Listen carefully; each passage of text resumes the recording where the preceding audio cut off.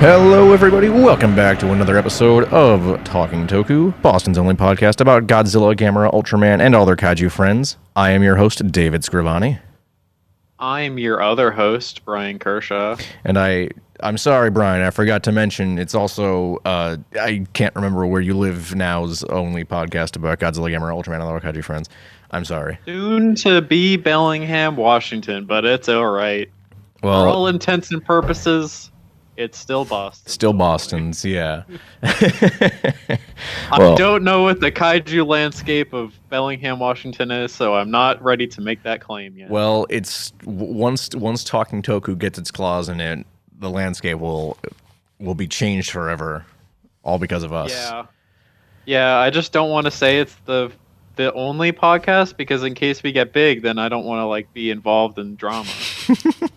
That means we just have a podcast war. I mean, we're already starting a Cold War with that other Talking Toku podcast. Yeah, a Cold War that I have not participated in at all because I keep forgetting to message them. I'm just gonna start messaging you every day about it until we get to it. I'm just gonna make a different account. Okay, that's fine. I'm just gonna call it something else. Okay, we'll talk about it after the show. You know how Mr. Sunday movies they make their Patreon equivalent Big Sandwich. Yeah, Big Sandwich. Yeah, we'll do something like that. Okay, all right. Yeah, well, again, we'll talk about it after the show. But we do have a show to get on to. Brian, what are we talking about today? What's our topic? We're talking about not a movie, not a show, nothing. We're talking about nothing today. Oh boy. We're talking about stuff that lives in our imagination. Yeah. AKA, who would win in a fight? Yeah. Yeah. We got some interesting ones. That thing that you and all of your friends have definitely talked about before. Don't lie to me. Absolutely, yeah. So, we got some interesting ones. Admittedly, I kind of half-assed some because I was like, I want to do this, but I don't have enough ideas, but we're going to do it anyways because I don't want to just review a movie again. I have one serious one and a couple comedy ones. All right. Well, that's fine. That's fine. I don't know how much we'll end up talking about these in terms of time, but we'll get to it. Anyways, yes. To start off, let's get some news going because we have a shitload of news, almost a full page's worth of news. 3 weeks of news since it's been about. I know. Yeah, we were supposed to record this podcast a week ago, but Brian here ended up working late, and then I was not free for the rest of the week until Friday, and then the station where I record is not open after 5 on Fridays, so we had to wait until this week. So what Dave is saying is donate to our Patreon so that Dave can get a microphone and a computer that doesn't suck ass. Yes, precisely that. Anyways, news. News. Brian, do you want to start us off, or do you want me to start off? Because we do have a lot here. I will go second. Oh, you'll go second. Okay. I'll go. I think I went first last time. I don't remember, but probably. Anyways, the next installment of the Ultra Galaxy Fight series has been announced. Ultra Galaxy Fight: The Destined Crossroads will begin airing in 2022, arriving early on Subaraya Imagination, Supro's streaming service, which I didn't know was a thing. I keep seeing ads for it when I watch Ultraman Trigger, but the ads aren't subtitled like the actual show is, so I have no idea what it was until now. Before airing internationally on their YouTube channel at some point afterward. We don't really have a date for that. Not many details on the story yet, aside from the fact that it will follow up the previous Ultra Galaxy fight, The Absolute Conspiracy, which I still haven't finished. I think I have 2 episodes left. I really should finish it because they're 10 minutes tops. But I do think they finally put up the version of Absolute Conspiracy where they just edit it into one long hour-and-a-half movie. So maybe I'll just watch that instead of the last 2 episodes. Yeah, just watch that. That sounds easier. Lazy. Shut up. You're not one to talk. You have no idea. I was gonna say, this is coming from the guy that took 2 years to watch Ultraman. Yeah, and now you have access to every Ultraman show ever, basically, and you still haven't watched them. I do. Yeah, I do. Disappointing. Right. Disappointing. All right. That's my middle name. But what else we got right. for you, Brian? What's going on in the news? Ultraman Tiga, that's how you say that, right? That is how you say it, Ultraman Tiga? Alongside various other children's shows and cartoons, has apparently been removed from multiple Chinese platforms, apparently on the grounds that it is promoting violence to children. Now, I haven't seen Tiga yet, but as I understand it, Ultraman as a whole is usually about promoting positivity and protecting the weak. Also, I doubt any children will be trying to destroy cities or fight giant monsters after watching it. Yeah, I know for a fact that China has been on a bit of a banning spree lately. They have. Was it like 2 hours of video games a week or something? It is 2 hours on video games a week, but it is only on specific days, that being the weekend. All right. And Jesus holidays. Christ. Oh, and okay, holidays. That's something. Yeah, they also banned. They also banned crypto trading. I mean, that's a good thing in my book. But I have a little bit tinfoil hatting here. This has nothing to do with Kaiju. Except for how much of a absolutely colossal dump it took over the market. Basically, I think that they banned it, but then the government is just going to do it. Now it's going to be a state-run crypto. It's going to be state-run crypto trading instead of private. That doesn't sound much better. That's my conspiracy theory, because I know that that's probably what's going to end up happening, because that's a huge fucking market. That's just free money. If you have enough money to throw in, it's free money returns. Right. I don't know. That's my guess. But yeah, China loves to ban stuff. Well, if you can believe it, Brian, that's not the only time we're going to be talking about cryptocurrency on this podcast today. Oh my God, it's the CryptoCast. It's the CryptoCast. Oh boy. This is our glorious transformative moment where we change to a crypto podcast. Oh my God. All right, Brian. That's it. We're doing Talking Toku NFTs. That's what we're going to do.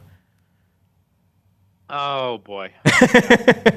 No, we're not actually doing that. For legal purposes, that was a joke.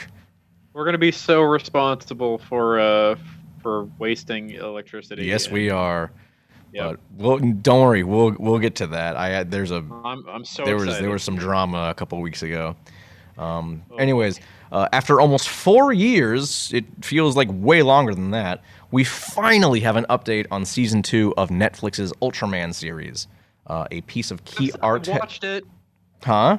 I have watched it. You have watched it. That is the first Ultraman show you ever watched. Yep. Probably not a good starting point. Probably not a good starting point, but, you know, it's something, I guess. Yeah. A piece of key art has been released featuring Shinjiro, Dan, and Seiji in their respective Ultraman armors, as well as new characters and armors based on Ultraman Zafi, Taro, and Jack. While we still don't have a concrete release date, Tsuburaya has said that it's scheduled to hit streaming internationally in spring of 2022. Not far. No, not far. I should probably start reading the manga. I bought the first 2 volumes and read like 3 chapters and I'm like, hey, this was cool, and then totally forgot about it. So, I don't know. I'll probably... on brand. Yeah. For us, absolutely on brand. Yeah. But, you know... I like this. I'm going to forget about it for 3 weeks to a couple months. Yeah. Come back to it. Absolutely. I mean, I'll probably get to... I mean, I don't know how far along the anime is in terms of the manga, but I don't know. We'll see. I know Taro doesn't come in until, like, pretty far down the line, I think, but I don't know for sure. So... All right, well, in other news, the first trailer for Shin Kamen Rider has been released. While it's essentially just a recreation of the opening to the original series, it still looks phenomenal visually. It's easy to tell that director Hideaki Anno really does love this franchise and is doing his best to make the film feel authentic. We also get a look at what I assume to be the film's main villain, or not. I don't know enough about Kamen Rider to accurately assess that fact. Neither do I. I don't know anything about Kamen Rider because I don't know. I have never seen. Neither have I. I just know it exists, and it's a big, big thing in Japan in the Toku. I have heard people talk about it. Yeah. and that's the extent of it. Apparently, the But original Kamen Rider is also available on Tubi, from what I've been told. there's just, you know what? But Honestly, the thing is, just get Tubi. yeah. I mean, Tubi's Get it. free. It's literally free. You don't get it. You just That's, boot it up and say, hey. I'm sure there's a paid option, but that's No, there's not. That's the whole thing. That's the whole point of no. Tubi. It's like you get ads, Oh, but yeah, it's all free. oh, good to know. The only Well, problem yeah. is Kamen Rider, the original series, is like 90 something episodes. How long are the episodes? I mean, I assume 22 minutes or so, but like, just it's like that's one season. I mean, it's a one season series, but like that's just one season, and it's like that's a lot. Yeah, that is a lot. Yeah. But I mean, I always like to take the time it would take to watch something and then compare it to how many hours I have in a game that shall not be named. And then if it's more or less, then I decide whether that based on that. Sorry, not 90 episodes, 98, so it's closer to 100. Jesus Christ. But yeah, Shin Kamen Rider looks cool. Whether we get it in the States anytime soon, I don't know. Maybe. VPNs. Yeah. Get a VPN. NordVPN, Maybe. sponsor us, please. ExpressVPN, I own your product. Please sponsor me. Anyways, like I mentioned earlier, time for the CryptoCast because I'm gonna read this. I'm gonna read this off word for word, and then I'm gonna explain it because I specifically wanted to introduce it like this. So quoting directly from my notes here. Holy shit, that shitty mobile Ultraman fighting game was a front to sell NFTs the whole time. What a fucking joke, LOL. Oh, Lord. Yeah, so I want to say a year or two ago, I can't remember if it was a year or 2 years, there was an Ultraman mobile fighting game announced. It was Ultraman Kaiju Kombat. And... I remember that. Huh? I remember that. Brian remembers that. Look, and now you can About that. you'll know what That sounds so generic. it looks generic too, but I kind of forgot about it until recently when the game actually launched, I think, and then all of a sudden it just kind of became like this big thing for NFTs. Like you could buy like the character models or whatever, and it's like, who first off, who cares? Because the models don't look that great. And then secondly, NFTs are one, a fucking scam, and B, terrible for the environment. Yeah. And the team behind Ultraman Kaiju Kombat just decided to dig themselves a hole. Because as is very often the case when people call other people out for doing NFTs, they were not having any of it, and were just like telling people off that would even dare to criticize them. Like, there's a Discord channel for Kaiju Kombat that I'm a part of, but I've had muted ever since I joined it because that's what I do with Discord. That apparently they were threatening to ban anyone who would criticize them in the channel. Oh, that always goes over well. Yeah, and then I think the biggest thing was on Twitter, someone called him out over the NFT thing, and they made a quote-unquote joke. It didn't come off as a joke to me or anyone else who saw the tweet, but they joked that, hey, we should tokenize some of your artwork. Oh boy. Yeah, like... This just gets worse. You're literally threatening to steal someone's artwork and make money off of it. Like, even if that was a joke, that's a really bad joke and not something to joke about. Because like that's people's livelihoods you're fucking with. That's not good. That's not a good look on anyone. It's like a worse version of like the the artists that do like the Disney Star Wars comics stealing fan art. Yeah, absolutely. It's like a worse version of that because they threatened to do it instead of just doing it. Yeah. But for anyone who doesn't know about that Star Wars thing, please look into it because it's actually pretty egregious. yeah, it's pretty bad. But I didn't realize how like widespread it was until I watched a video about it.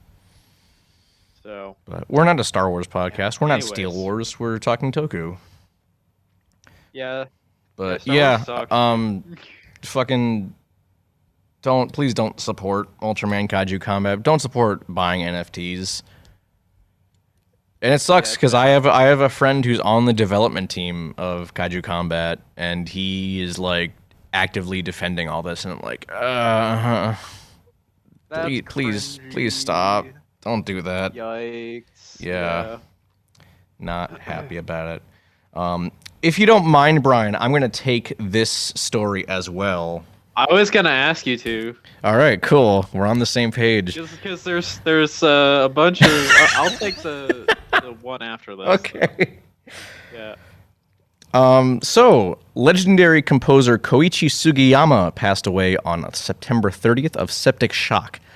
While most well known for his work on the entire Dragon Quest video game franchise, Sugiyama also composed the opening theme to Return of Ultraman and the score for Godzilla vs. Biollante. This is the man that gave us the famous BioWars track, that weirdly funky song from Godzilla vs. Biollante that has no business being as good as it is. Now, while his contributions to popular culture are many, that's an undisputed fact. What's also an undisputed fact is that Koichi Sugiyama is a noted nationalist and Nanjing Massacre denialist. What a fucking dick. Yeah. Like, the amount of posts I saw the day he died of like, rest in peace, rotten hell, and stuff like that. Yeah. I'm like, wow, this guy sucks. I mean, And I had no idea about this before he died. Like, this was all news to me. that's like the equivalent of being like a white supremacist Holocaust denier here. Oh yeah, and no, absolutely it is. And he apparently he denied a lot of the war crimes the Japanese committed during World War II as well. So, you know, It's like one of those things that's like, it's just, how can you deny it? I don't know, because he wants. There is so much undeniable proof. Well, because that's the point of nationalism. It's to make your Japanese- country look as good as it possibly can be, and that involves ignoring history. I guess so, but like, Jesus Christ. Yeah, it's For anyone who's not like up, like very informed about history, the Japanese were arguably worse than the Germans when it comes to brutality. They were real fucking bad. I'm pretty sure this is not the first time we've talked about this on the show too. No, and honestly, like the Japanese know it today. Yeah. They know it. Like a lot of their media is about like, not now, but and some of it now too. But like a lot of their media through the years after the the change in government and like their culture shock has been about like not being able to forget the shit that happened under the imperial banner and shit like that. Like even like GMK. Yeah, that's literally the whole fucking point of GMK. That's the whole point. It's not the dead souls of like Japanese people who died no, it's about dead souls that the Japanese army killed. Yeah. that are pissed off. So it's like, it's just like for the most part, I think that like Japan, like most Japanese people are probably pretty down to earth, and they're like, yeah, we had a terrible past. Yeah. But like to go out and be so fucking ignorant about this shit, it just really like it just blows my mind. And yeah, we have people like this here in the States too. Oh yeah, we do. we have a whole lot of them. It's just yeah, that guy sucks. Yeah. So I have. He sucks like the rest of them, like the rest of these Yeah. deniers about this shit. My favorite thing, and this is coming from like, for anyone who doesn't know, I do like stuff other than kaiju stuff. I'm big into history, and this is not on like the Japanese with the war with Japanese, but with the Holocaust specifically. I think it was one of the generals. I think it was like Patton or someone who is with the troops that found these concentration camps. He literally said like, take as many pictures and make as many records of this as you can, because sometime down the road some bastard's gonna deny this. Yep, absolutely. Like, he knew, and he was goddamn right. So yeah, these people suck, dude. Yeah, so rest in peace, Koichi Sugiyama, but you know, not really. Yeah. All right. Well, on a lighter note, Brian. On a lighter note, our good pals at Toho Kingdom have exclusively announced that the return of Godzilla composer, I don't know how to say that, Reijiro Koroku. Yes, will be appearing as a guest at Kaiju Masterclass 2 in his first ever English language interview. Other guests announced since our last episode are Apocalypse, then American and Japanese Atomic Cinema, 1951 through 1967, author Mike Bogue. I think I'm just gonna say Bogue. Godzilla suit actor Tsutomu Kitagawa. Yep, I can't say names. Japanese film critic Mark Schilling and composer Makoto, and I don't know how to say that. Makoto Inoue. There you go. Okay. But okay, I'm really bad with names. All right. I think you're just bad with the Japanese language, Brian. I am bad with Japanese language. You are very correct. Okay. Yeah, that's cool. I mean, Yeah, like we mentioned, I don't know when we talked about Masterclass 2 initially. Maybe it was the last episode. I don't remember. I think it was the last episode. All right. For sure. But yeah, it's shaping up to be a real cool convention.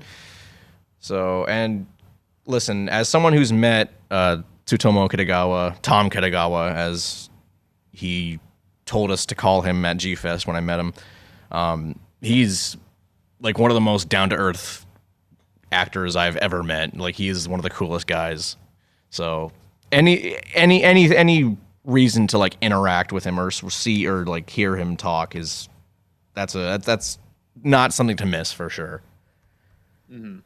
Yeah, I'm looking forward to this. Do we have dates for this? We do. Let me bring it up. I talked about it last time. I remember asking you last time, and I'm pretty sure you said I don't know them. No, I didn't put it in the notes, but I said it on the show. But I'll say it again now. Kaiju Masterclass 2 will be taking place online because COVID is still a thing that's running rampant in the country on November 5th through November 7th of this year. So mark your calendars. It's going to be a good one. My calendar is marked. Excellent. It's what I like to hear. We'll probably do an episode on it or something, maybe. I don't know. All of you don't have any excuse to miss it because it's on a weekend. Yeah, and the panels will all be archived on YouTube, I'm sure. True. So, Yeah. Another death, but this one is one we actually kind of care about. Veteran Toho special effects crew member Tadaki Watanabe passed away on September 16th. After a long illness. That's all the information we have on his passing. He was 81, but he's been working in tokusatsu for a number of years. I think the first thing he did was The Three Treasures, which is a adaptation of the Yamada no Orochi legend. But he specialized in pyrotechnics, and he was working up until the year 2000 with Godzilla vs. Megaguirus, and he even played Anguirus in Destroy All Monsters. So he's got a long list of credits for sure. Yeah, Megaguirus, that was pretty, for all intents and purposes, it's recent. Yeah, it's 20 years old. Oh God, it's over 20 years old. I don't like that. Yeah. I don't like that one bit. Jesus.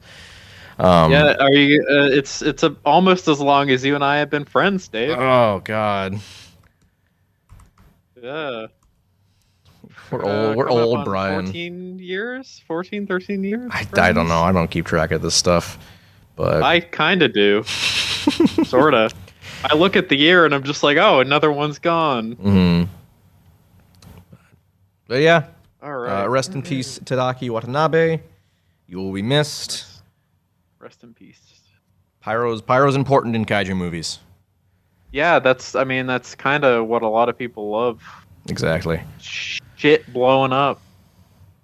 All right. Well, that does it for the news. Brian, would you care to introduce us with our next yes. our next segment? My favorite segment, my baby that I came up with because I absolutely love talking about dumb stuff. It's the r/Godzilla block. Oh boy. We talk about dumb shit that I have seen on r/Godzilla.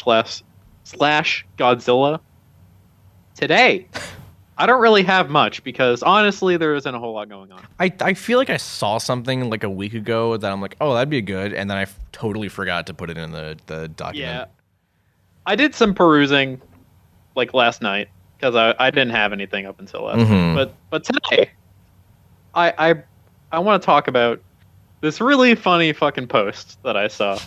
Basically, it's just a still image of the Rampage poster. It's a big meets bigger. I forgot that was oh my god. And the caption of this is, could Rampage be part of the Monsterverse? Considering that Warner Bros. made the movie and distributes the Monsterverse, could it ever happen for the future of the Monsterverse? And I can't say how very wrong this is. I mean, I'm pretty sure we've talked about this before. Like a number of years ago. Mostly as a joke, yeah. I mean, I think about it in my head, and what I see is a movie with Godzilla and whatever, but then also a ape that he could still step on. Yeah. And a big alligator with a dog, and then Dwayne The Rock Johnson. I mean, it's mainly Dwayne The Rock Johnson that I'm hung up on. I mean, we talked about this on our Rampage episode. Like, Dwayne Johnson's basically a kaiju. He's big enough. Yeah, he is. Also, the one thing, the other thing about this post is that the first comment was just all lowercase no. All right, that's pretty good. And yeah, it was just such a good post. And I just want to clarify that these Godzilla posts, nothing against the people who post them. I just think that they're funny. I mean, obviously there are some that like are genuinely like toxic. r/Godzilla has had some issues with gatekeeping. Mm-hmm. I mean, that's every fandom though. But that's every fandom, and there are some that are just like harmless, like whatever. But I just think that this is just a really funny proposition. However, there was one more post I wanted to talk about, which I did not link to you, Dave. All right. I needed your genuine reaction. Okay, lay it on me. So there was another post that was unpopular opinions. Okay. An unpopular opinions one. And it was a lot of it was like not unpopular at all. I feel like that's usually the case on any unpopular opinions post. That's usually the case, yeah.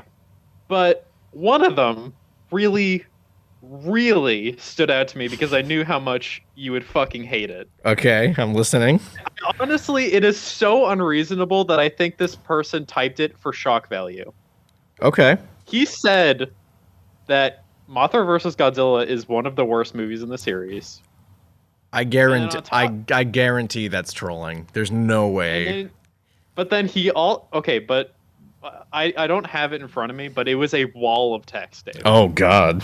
A wall of text. And then the other absolutely shocking thing he said was that Godzilla Raids Again is one of his favorite movies. Okay, no, there's no way he's not trolling. There's no way he's not trolling.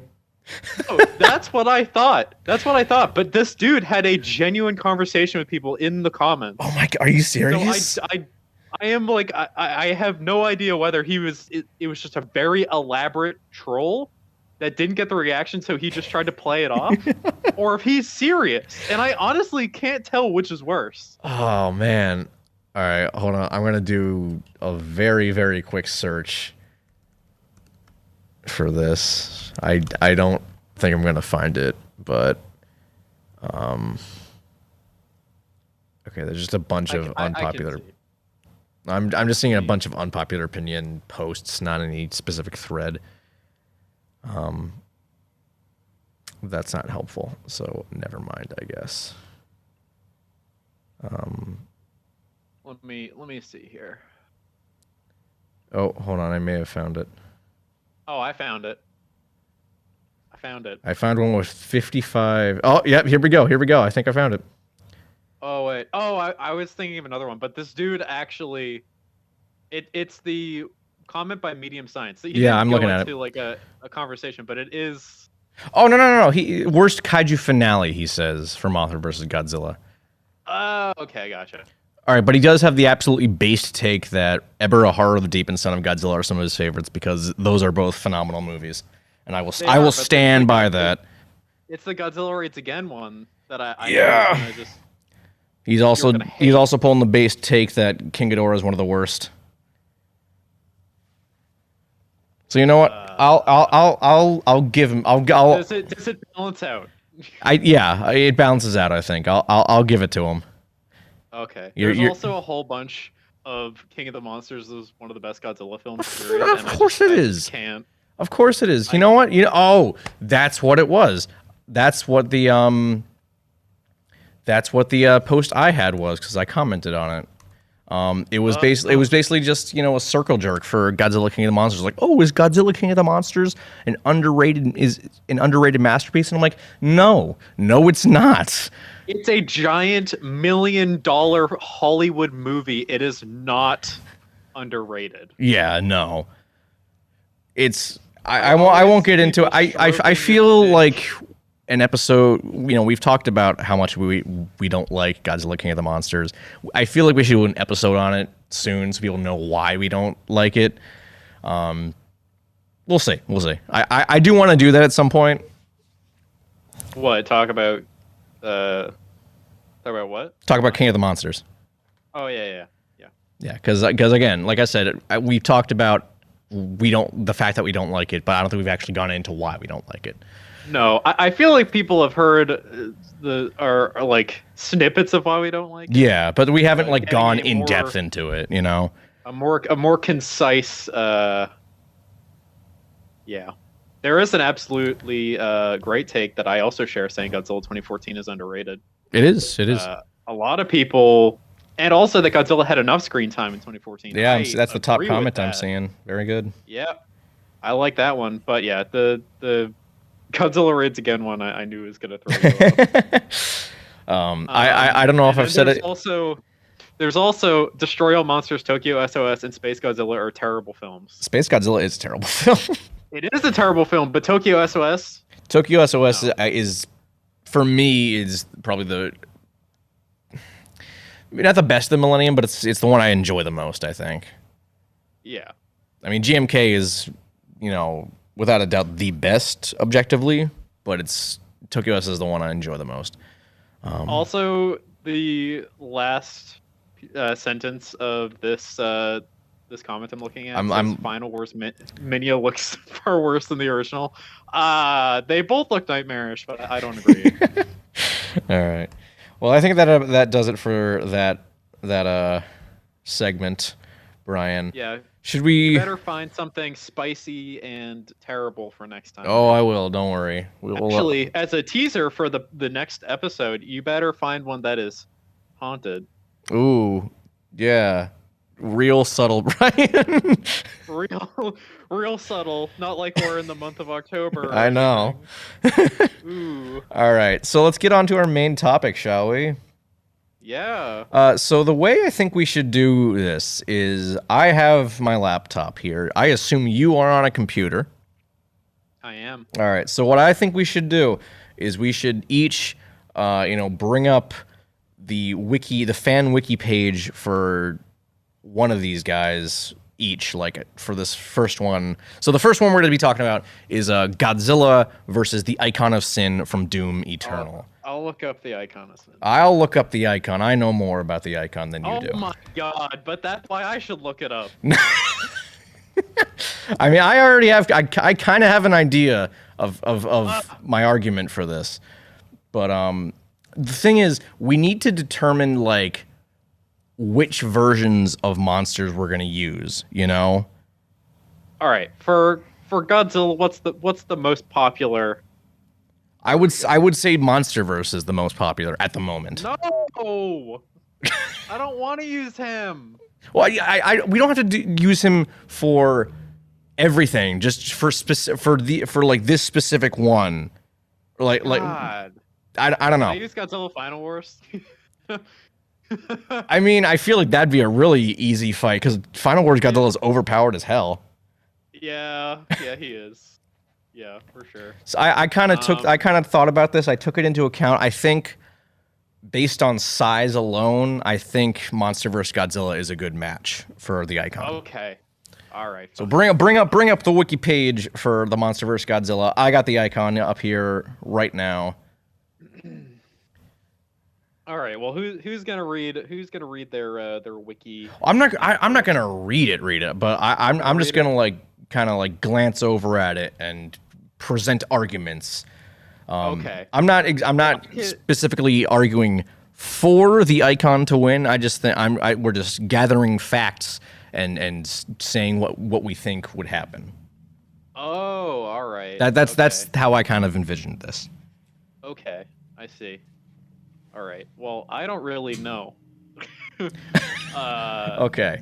Personally, do you want me to go into my argument about it? I like thought about this like in depth quite a bit. Yes. All right. For it, yeah.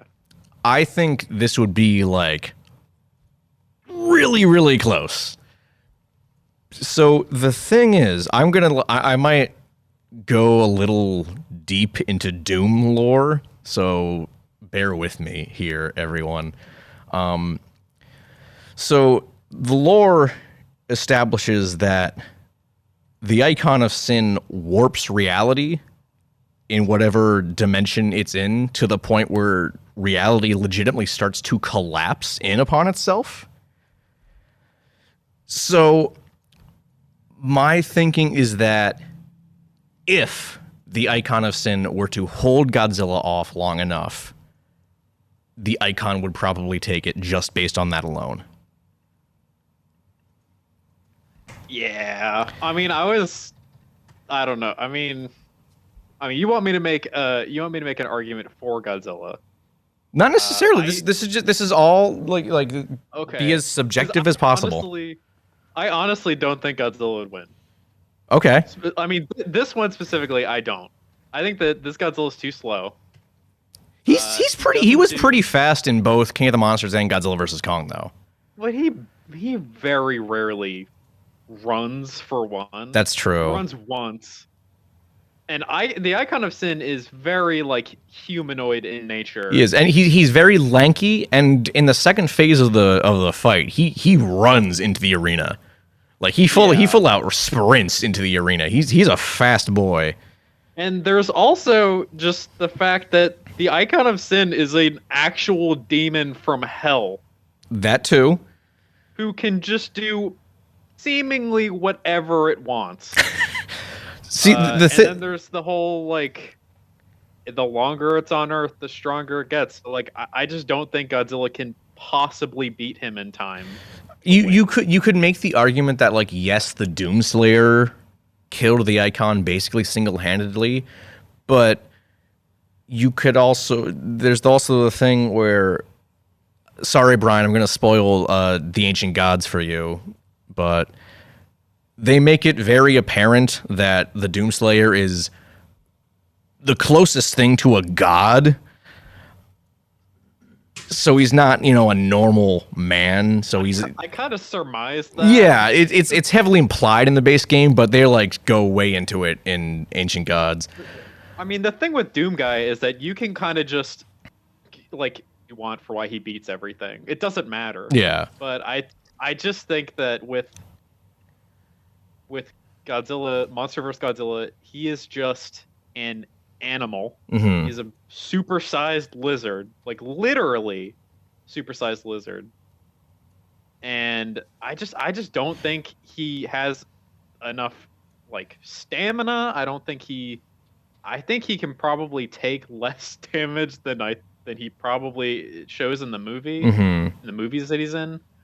I mean, like, he's gotten the shit beat out of him. He's taken a lot of punishment, but he's pretty tenacious. Like, he gets up pretty quickly afterwards. Yeah, but I just feel like Hellfire and like shit like that. Like, I don't know. Like, he's been electrical shocked. He's been bitten, melted by like supernatural fire. I don't know, man. I think the only way Godzilla would take it is if he were to get in close enough and take off that maker armor that the icon has in that first phase. If he were to get in close enough, because we saw in Godzilla vs. Kong, Godzilla's claws are way sharper than we thought, because they are like slicing Kong up. He could probably rend the metal of that armor pretty easily, but that is only if he can get in close enough. And I feel like the icon, he has those he can has those really like concentrated lasers that he shoots from his hands and his forehead. I feel like he could probably keep Godzilla at bay long enough. And there's also one other thing I wanted to mention. Okay. The Icon of Sin has legions of other demons. And while like other ones, like smaller ones probably wouldn't be an issue, like the Icon of Sin could keep spawning this shit in nonstop just for like diversion. That's true. Godzilla's an animal. And also this is like the whole thing with like the armor plating, like this is assuming Godzilla's even smart enough to know that he has to remove the armor. I mean, Godzilla's, again, we're talking about MonsterVerse Godzilla. He seems to be pretty smart he definitely seems smart, but like this is assuming he will understand supernatural stuff. That's a good point. Like, that's a very good point. It's just one of those things where I just think the completely bewildering nature of the Icon of Sin is what's going to make him lose. So the wiki, this is a direct I'm reading this word for word. The Icon of Sin also grows stronger the longer he is on Earth, while his presence warps reality, and if left alone would destroy Earth and create a black hole that would drag the whole dimension he is into hell. Godzilla has survived a black hole, but not MonsterVerse Godzilla. No. And Godzilla has been in hell before, but not MonsterVerse Godzilla. This is true. Yeah, I'm actually curious how tall is Icon of Sin? I don't know if it says, because I think that if maybe if the size difference is great enough, I kind of, like I said, I kind of thought about this a lot. You don't really get a great sense of the scale of the buildings in Doom Eternal. It's like future world, so buildings can get really tall. Yeah, and the Icon is like, he's about the size of Godzilla in the MonsterVerse compared to the buildings in the MonsterVerse. And I think Doom Eternal takes place in like 2150 something, so literally hundreds of years from, not hundreds, 100 years from now. So he's probably at least a little bigger than Godzilla, is my guess. Yeah. I don't think Godzilla could beat that. I don't think so either. I think that Godzilla, because Godzilla is what, like 355 feet tall, something like that. They keep changing it like bit by bit, like a couple feet here and there. He grew like 40 feet in King of the Monsters. Yeah. I don't know. I think that if he can essentially spawn trap the Icon of Sin, right? Like as soon as the Icon of Sin shows up, if Godzilla can close the distance and just fucking maul him to death, sure. I think that the Icon of Sin being a supernatural being who is very lanky and can probably easily keep an arm's length away. Yeah, absolutely. For more, I think when it comes to Godzilla, the lankier you are, the better chances you have, because getting close to him means you're going to get bitten, going to get scratched. The only thing Icon would have to worry about, maybe getting tail whipped, but I don't think that's going to do much. I mean, with him being that lanky, like it would probably knock him back a ways. But again, like I don't think it would do enough damage to like actually make a difference. But then, in the practical sense of a fight, knocking him away is probably a net benefit for Icon. Yeah, exactly. So are we going to give this to the Icon? Of course, Icon is an actual demon god from hell. Yeah, who will destroy reality for shits. All right. Well, sorry, Godzilla, but you're not taking this one. The Icon of Sin. I guarantee we're going to get bullied on r/Godzilla. I don't know if anyone on r/Godzilla listens to this podcast, Brian. Maybe I should post it here, though. Yeah. Yeah, definitely. But then we'll get bullied because we have a segment bullying r/Godzilla. Yeah, but I'm sure it's Reddit. Everyone hates themselves on Reddit. That's fair. All right. Yeah. So the Icon of Sin wins our first matchup. Brian, do you want to do one of your shit posty ones? Yeah. Okay. So this is Kaiju adjacent. Okay. So this is my shit post one. Before you start, I should mention that I have not heard any of these that he has created for this is all new to me. I thought about these while at work. Okay. The T-Rex from Jurassic Park. Okay. The original. I don't remember her name. It's just Rexy. Rexy. Okay. Or a equivalent size Jeff Goldblum. All right. So they're both the same size. They are the same size. So are we talking about Jeff Goldblum, the actor, as he is now? No, as he was then. Okay, so and we're talking the actor, not the character Ian Malcolm.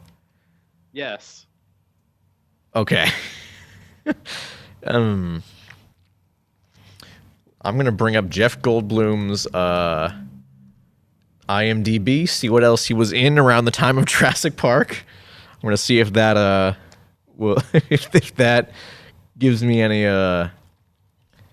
See, I thought about this, and what I thought about is the T-Rex would probably win unless the T-Rex is attracted to people. Equal size. It's an animal. My guess is it's not the case. If the T-Rex can be charmed by Jeff Goldblum, I guarantee the T-Rex would lose. kind of like a succubus situation. I don't think the T-Rex would be charmed, unfortunately. How do you know? Because it's an animal. It's only drive. Her only drive is to. So is Jeff Goldblum. I mean, I guess that's fair. But I don't think. All right. I don't think Jeff Goldblum's, because like think of it this way. Let's put a modern spin on it. Like, you know, if we were to fight, like, I don't know, like an alligator or something, do you think we would win in a fight with an alligator? Good. If you're from Florida. We're not from Florida, though. That's true. I mean, us from Massachusetts or now Washington, who are not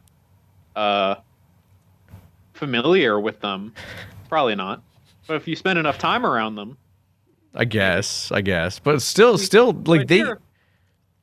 The thing is, also, like, if an alligator gets you in that grip and they start rolling, you're fucked. There's nothing you can do about that. That is true. But here's something. Also, I realize how horrifying of a matchup this actually is. If Jeff Goldblum dies, that's a whole lot of dead person. Yes, it is. But we're kind of in the same territory of Godzilla versus Icon of Sin, because Jeff Goldblum is lanky, and the T-Rex is not. But the thing is, I like, don't know. the T-Rex is her hide is probably pretty thick. I don't know if like a punch from Jeff Goldblum is really gonna do much. What if we give Jeff Goldblum a gun? Is it? Can I assume like it's like a scaled up gun? No, it's normal size. It's just normal size gun. Then I don't think it's gonna do much. I don't think it's gonna do much. What if we give him like a lance? Lance. What's a weapon Jeff Goldblum would use? I don't know if Jeff Goldblum doesn't seem the kind of guy to use a weapon. No, yeah, you're right. Let's be honest. Jeff Goldblum is a lover, not a fighter. All right, hold on. We'll give him a very scaled up road flare. That's lit. Okay. But then that's not really winning a fight. That's just like getting away. You know? No, but he fights with it. Okay. You can burn people with those things. They're hot. That's true. But I don't think he would be able to burn her enough to have her like back off from a fight. I'm saying the T-Rex on this one. All right. I think in my weird scenario, if the T-Rex could be charmed by Jeff Goldblum would win. All right. I'll accept that, but I don't think that's going to happen. All right. But also, we don't know much about dinosaurs. Who knows? That is true. Maybe they're romantic. Maybe. We'll never know. Romance. I don't know. Maybe hey, you know what? I think you're judging too much. You know the T-Rexes don't they're not lovers either. They can be lovers. I don't know. Maybe they kill shit just because they're hungry. Maybe. Some people do. I guess we'll never know. You know, the T-Rex has been dead for a long, long time. And it's been said in the Jurassic Park movies themselves, those aren't real dinosaurs. They are, to quote Alan Grant from Jurassic Park 3, they are theme park monsters, nothing more, nothing less. True. Real AF, especially when we get to the Jurassic World movies. Oh God. Did we even get a trailer for Dominion yet? I know there was that IMAX sneak peek, but I don't even think we got a trailer. No way. There's no way. Let me look it up. Jurassic World Dominion. Because that first look was in front of the newest Fast and Furious, and that was like a couple months ago. Yeah, I don't think that they released a trailer. I feel like I would have hate watched it. Yeah, no, we absolutely would have hate watched it. Are you kidding me? Yeah. All right, whatever. There's no trailer confirmed. All right. Okay. Next up, we have Zilla, and I think I'm gonna, for this one, we should take a look at the Godzilla the series version. Okay. Because I was gonna ask that because I think Zilla from the series version is better. He's the one who has the most experience in a fight, you know. Yeah. So Godzilla from Godzilla the series versus the Zillo Beast from Star Wars: The Clone Wars. So I will. You said you're gonna look up the Zillo Beast? Okay. Yeah. I will bring up. Okay. There we go. Oh, I forgot how cool this thing looks. I mean, it looks cool except for its face. I don't like how its hands and feet look because they look exactly the same. Yeah, you're right. All right, I've got Godzilla's abilities up here. I assume you have the Zillo Beast as well. I do. It has been a long time since I have seen this episode. But for anyone who doesn't know, or who hasn't watched Star Wars: The Clone Wars, no, this is not a Star Wars podcast. I don't remember what episode this was. It was. I think it was a two-parter. It was literally. It was the Zillo Beast and the Zillo Beast Strikes Back. It was a sentient reptilian species endemic to the planet Malastare. It's just this big, lanky monster that they wake up. The entire episode, the two episodes are it's just like a kaiju homage. Yeah, because Dave Filoni is a Godzilla nerd secretly. Yeah. I mean, there are two clones in that episode named Goji, who has a dinosaur / dragon-esque design on his helmet, and I think his name is Rod, and he has like a pterosaur motif on his helmet. Yes. then they use those like cool tanks that look a lot like maser masers. cannons. Yeah. Which I keep forgetting were actually first showed up in Attack of the Clones. Yeah, they did for like a split second. Yeah, at the end when they're shooting down the droid control thing. But then and the second part of this arc, they bring the Zilla Beast to Coruscant because they're dumb. Because Palpatine wanted it to be cloned, because I guess he just needed more. No, the cloning thing doesn't come to the very end of the episode. He just wants to study it because it's, and we're gonna talk about this because its armor is like basically impenetrable. Oh yeah, I forgot about that. So he wants to like say this here. This wiki sucks. What wiki are you on? Are you on like Wikipedia? StarWars.fandom.com. I think that's just Wikipedia, right? Yeah, it is. Yeah, they're usually pretty good. That's disappointing, but that's disappointing. But yeah, so they wanted it for the armor, which is basically impenetrable. I don't even remember how they killed this thing, but they did kill it somehow. I will find it. I'll find its weakness. But yeah, Palpatine ordered to be cloned at the end of the episode. It's weird looking. It is kind of weird looking. Cool. See, I kind of wreck shit on Coruscant. Mm-hmm. Yeah. So I think Godzilla would take this one because for one, actually, because I'm thinking now like, oh, the Zilla Beast is kind of slow, but like when he gets to Coruscant and starts his rampage, he actually moves pretty damn fast. Yeah, he does. I just read how they managed to kill this thing, and it was through poison. Yes. But they never actually broke its armor. I think it was like a poison that was like exclusive to Malastare. Like you couldn't find it anywhere else except on Malastare. Well, by that rule, then I guess Zilla can't win. That's true, but like this thing is basically all armor. And I mean, consider this like because like. You know, it was really only like Coruscant security forces taking on the Zilla Beast. Like the Zilla Beast hasn't really fought anything of its of similar size, you know. I suppose, but we're also talking about lasers from the future. That is true. So I guess the main question would be. You know. Also, may I add, they had this thing in captivity for who knows how long, trying to find a weakness, and all they could come up with is poison. Mm-hmm. So, I think that, getting through that thing's armor is probably going to be rough.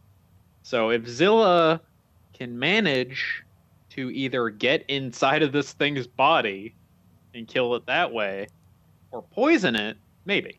But I don't know. I think that this thing is basically meant to be indestructible for plot purposes. I think like I think the what it comes down to is like how strong is Godzilla's atomic breath in Godzilla the series, you know? Yeah, does it say on the it doesn't say. It says this Godzilla's signature weapon is his green atomic fire breath.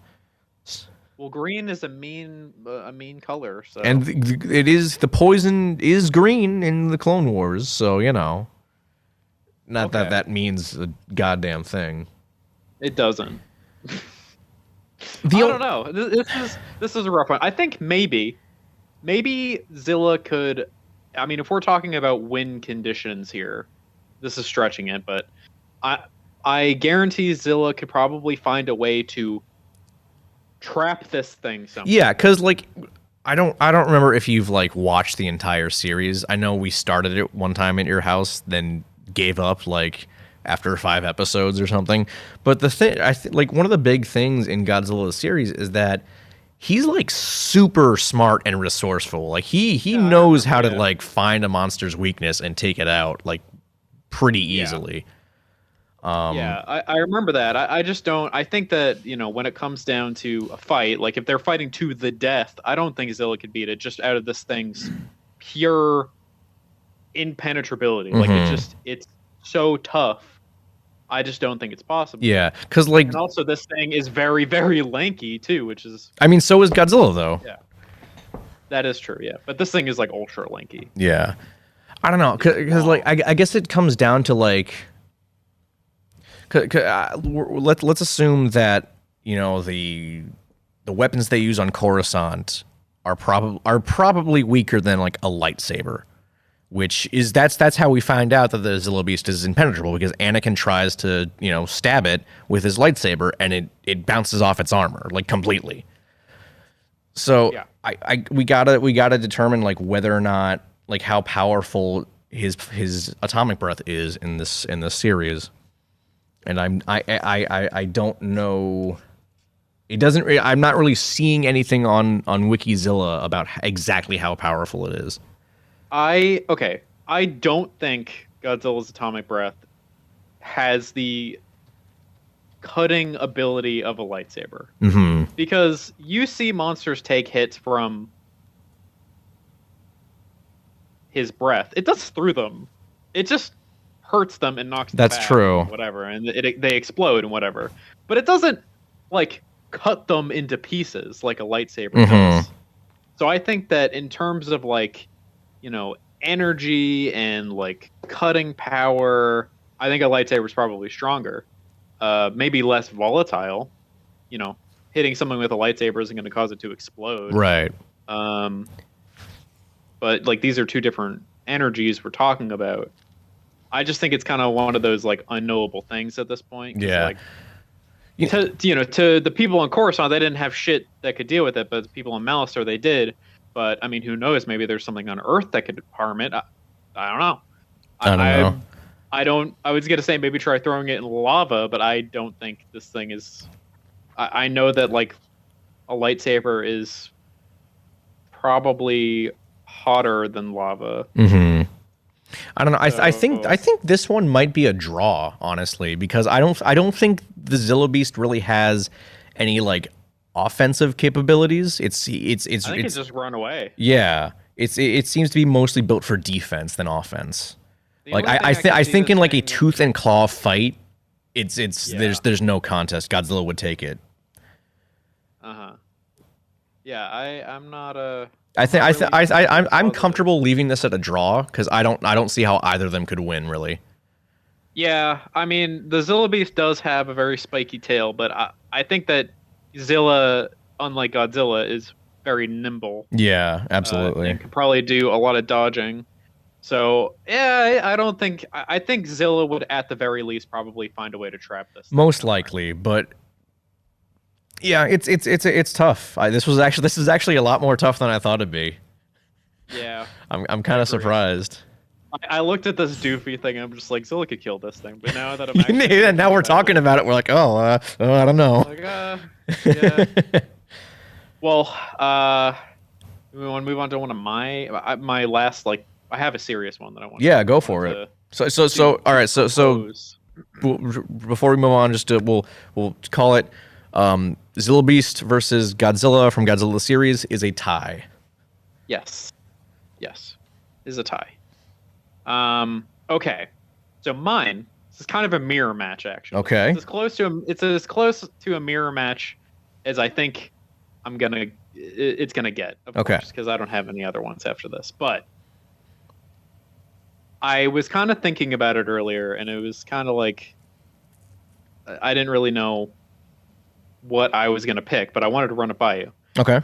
So, Shin Godzilla and Godzilla Ultima, because they're very similar, and they are both very apocalyptic.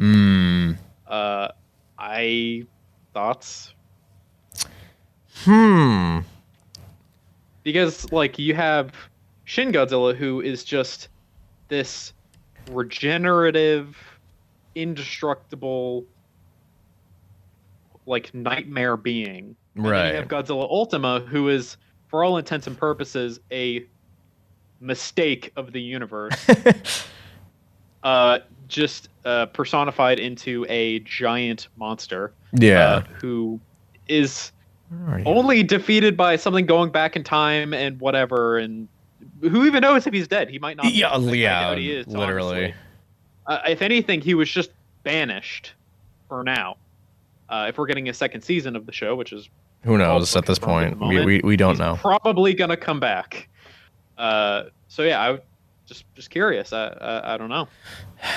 All right, I'm trying to find the page for Godzilla Ultima, and for whatever reason I'm having trouble. I don't really know why. It's weird because the current picture of Godzilla on Wikizilla is of Godzilla Ultima. But that's just on Godzilla in general. I would like specifically Ultima. Why can't I find it? And also, on top of this scenario, Mhm. I give, I also want to add that if they were fighting, they would go through their phases at the exact same time. That definitely puts. So we're saying Shin Godzilla starts off as Form 1, like that's strictly in the water, and Ultima starts off as Aqualatus or whatever. Yeah.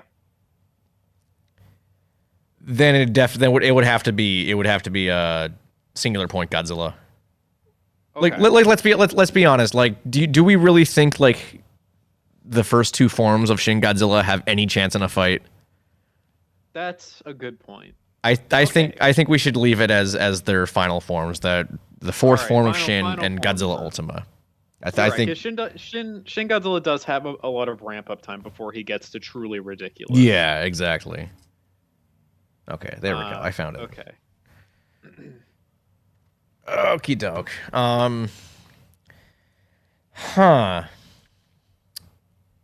I really don't know. This I assume we're scaling them a little because like Shin is very, very big, and I think Ultima is like on the shorter side, like close to the 50 meters that the original Godzilla was. I'm gonna say that they're like roughly around the same height. Okay. Around. All right. I think it. But, they're both like indestructible. They are in conventional terms. But the only thing is, like, Shin is kind of inactive. Like, he doesn't really do much in terms of moving. That's true. He doesn't. And like we've seen that Godzilla Ultima like can handle himself in a fight. We saw him, take on Jet Jaguar in the finale. Well, I mean, he definitely won that Jet Jaguar fight. Jet Jaguar just suicided him. So yeah, no. Get rid of him. So I don't know. And I would. Here's my thing, because originally I thought Godzilla Ultima would win, but I was also thinking that like Shin Godzilla is basically impervious by the last form we see of it. Yeah.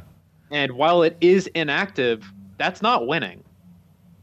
Mm-hmm. Like that's just it's done moving. I gotta wait for it to wake back up. Yeah. You know what I think it is? I'm gonna call it on this alone.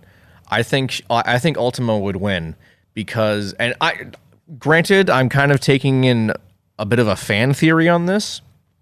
I think the fan theory I read was when Ultima charges up his atomic breath, we get those rings around his face, right? Very awesome rings that I love. So the fan theory I saw on Twitter was I'm gonna mess this up because Singular Point overall is really, really confusing.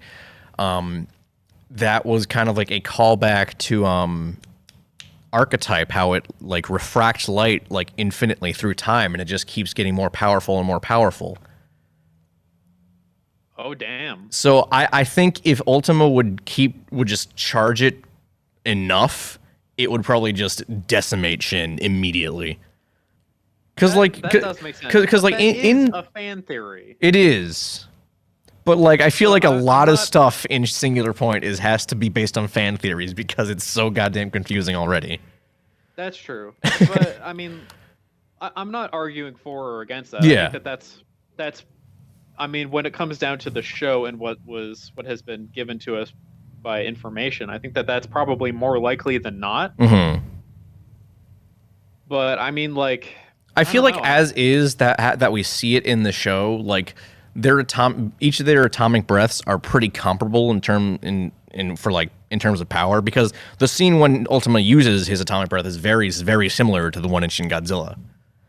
Yeah, I think I mean, Godzilla Ultima's atomic breath is much thicker. Yeah, he straight up decapitates one of the Mandas, like clean. Yeah, I do think that if we're disregarding the refracting light archetype fan theory, which I will take that as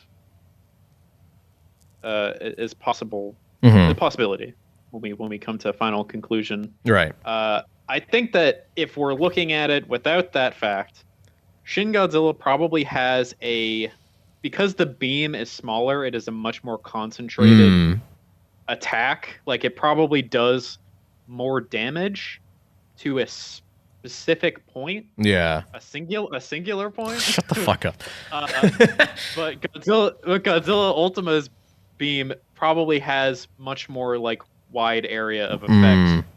And we're also forgetting the fact that, as far as we know, Shin Godzilla can just keep evolving himself to better defend. I was thinking that, like, even if Godzilla Ultima does like instantly kill Shin Godzilla, Shin Godzilla could probably just reform in some way. Probably, yeah. I mean, I don't think Shin would last in like a tooth and claw fight, but yeah, if we're talking but like, also, we don't really know what the durability of Shin Godzilla is, and we'll never find out because he's never. As far as we know, the only weak point he has is on his spines. That's the only way that they're able to harm him in that movie, is dropping the bombs into his spines. Like everywhere else on his skin. Godzilla Ultima's weak spot is on his back. Yeah. So as long as they just keep facing each other, there's no way either of them can win. It's like, oh my god, it's like Evangelion, the 3.0 plus 1 point, where they fucking Gendo and Shinji decide, like, they're just like, we can't fight because we have to talk about stuff. Well, they're just gonna talk it out. Oh my god. No, but yeah, I think that when it comes, like, if we take the theory you saw into account, I do think Godzilla Ultima probably, by sheer might alone, would win. But I do think that if we're talking about, if we're taking into account like the full range of what we know and like what we can surmise and whatnot, I think Shin Godzilla probably wouldn't be dead forever. Yeah, I think he'd probably come back. I think in the short, Shin Godzilla is a lot like the Thing. He kind of just regenerates. I think in short term Ultima would win, but in long term it would probably be Shin. Yeah, I would agree with you on that. I think that Shin Godzilla has much more, what's the word? Not stamina, but like he has much more longevity. Durability. Like, durability. He can last for a long time. Yeah. Even through death, you most likely come back. Probably, yeah. So we're gonna give it. That form is probably worse too. Yeah. So we're gonna give it to Shin officially. We're calling it. Back. Hold on. If Godzilla Ultima kills Shin Godzilla, it is very possible that Shin Godzilla would just come back as more of an equivalent to Godzilla Ultima. Probably, yeah. So I don't know. This one might be a tie for me too. All right. If we are not even defining what a win condition is, I think that it's a tie because I don't know. Okay. I don't know. I don't know. I'm gonna personally give it to Shin, just based on the evolution thing alone, because he could probably just evolve himself rapidly enough to keep coming back. But yeah, no, I might agree with you. I think Shin Godzilla would probably win. All right, Shin Godzilla it is. If we're talking on the short term, Godzilla Ultima is like an apocalyptic force. Yeah. But Shin Godzilla is very equivalent. They're basically the same. Yeah. I mean, Ultima does have like a very similar thing with the Icon of Sin where he's like warping reality, so I don't know. Yeah, I don't know, but the red dust doesn't really do much. It doesn't. Well, that we kinda know. just changes. We still really don't kinda know a whole lot about it. changes- That's true, we don't. But from what we saw in the show, it just kind of changes Yeah. the area that he's in, kind of like terraforming. Mm-hmm. So I don't know. Yeah, I think Shin for me Yeah. over the. We'll the so long-term we'll say fight. Shin because we'll be honest, we don't have too much information on how Ultima works in universe. Yeah. So But we may revisit this someday. Yeah. If we get a second season on Godzilla Ultima. Yeah, get a we'll better find out. Gauge of his power, because I do think that if your fan theory is correct, if God insta vaporize Shin Godzilla and Yeah. leave nothing behind, it's possible that the fight's over there. Yeah, probably. But I'm with that fan theory, I'm just not willing to give it the benefit of the doubt just yet, Mm-hmm. because a lot of the show is still very unexplained. Yeah, exactly. All right, so shall we? So we're gonna give it to Shin for now. Shall we move on to our next one? Yes. All right, so Oh, I like this one. you like this one? Good. Yeah. I like So it. How many more of these do we want to do? Because we have been on here for. We're at an hour and 16, an but we hour. also did have like a lot of. We had like a half hour of news, so we've only been doing this for True. 45 minutes so far. Okay. So we should do a couple more, and I want to get to some of your other shitposty ones as well. I think I'm out of them. Oh, I thought you had multiples. I might have multiple. Let me. I'll think about it. All right. Well, in the meantime, we'll do this one. So we're doing Godzilla Earth from the Polygon trilogy versus Jormungandr, the World Serpent from God of War 2018. Again, scaled properly. So yes, Godzilla is the size of a mountain, and in universe, yes, Jormungandr wraps around the entire world, but they are scaled proportionately. Oh, okay. Because I was gonna say if they were the same size as usual, Jormungandr would win. Yeah, I mean the reason I saw it because like I've been replaying God of War, and I because you see it on the Lake of Nine, which is kind of hub, quote unquote, for that game. You know, Jormungandr is essentially part of the skybox because he's, you know, pretty much the size of a mountain, and so is Godzilla Earth is the thing. Like, I'm gonna bring up Godzilla Earth if you want to bring up Jormungandr. Can do. I love my boy, son of Loki, for some reason. Don't know how that works. But, Spoilers, Brian. People haven't played God of War, maybe. Fucking Norse mythology's been around for God knows how long. They should know this by now. That's fair. Spoiler alert for something that's thousands of years old. Spoiler alert for ancient mythology that has been around since the 17th century Iceland manuscript. All right. God. All right, so Godzilla Earth is 300 meters tall. There is no metric for how tall and long That's Jormungandr is. understandable. So we'll just assume what the circumference of the Earth is. So let me look that up. Just very long is what longer than he needs to be. Hold on, let me see. Okay, so holy shit. Oh my god! All right, the circumference of the Earth is 24,901 miles. Okay. Again, we're So scaling him down. Wait, hold on. Okay. But he wraps. He wraps. So he's a little bit longer than that because he can eat his tail. Yeah, that's the point. So he's slightly longer than that. So and he also coils and shit. Mhm. So he's probably closer to like maybe 30,000 Okay. miles. But again, we're scaling him down so they can actually fight on like a fairground. All right. Okay. Man, I don't know. I think, dude, I gotta. I love this snake. Yeah, no, I love. He's the best boy.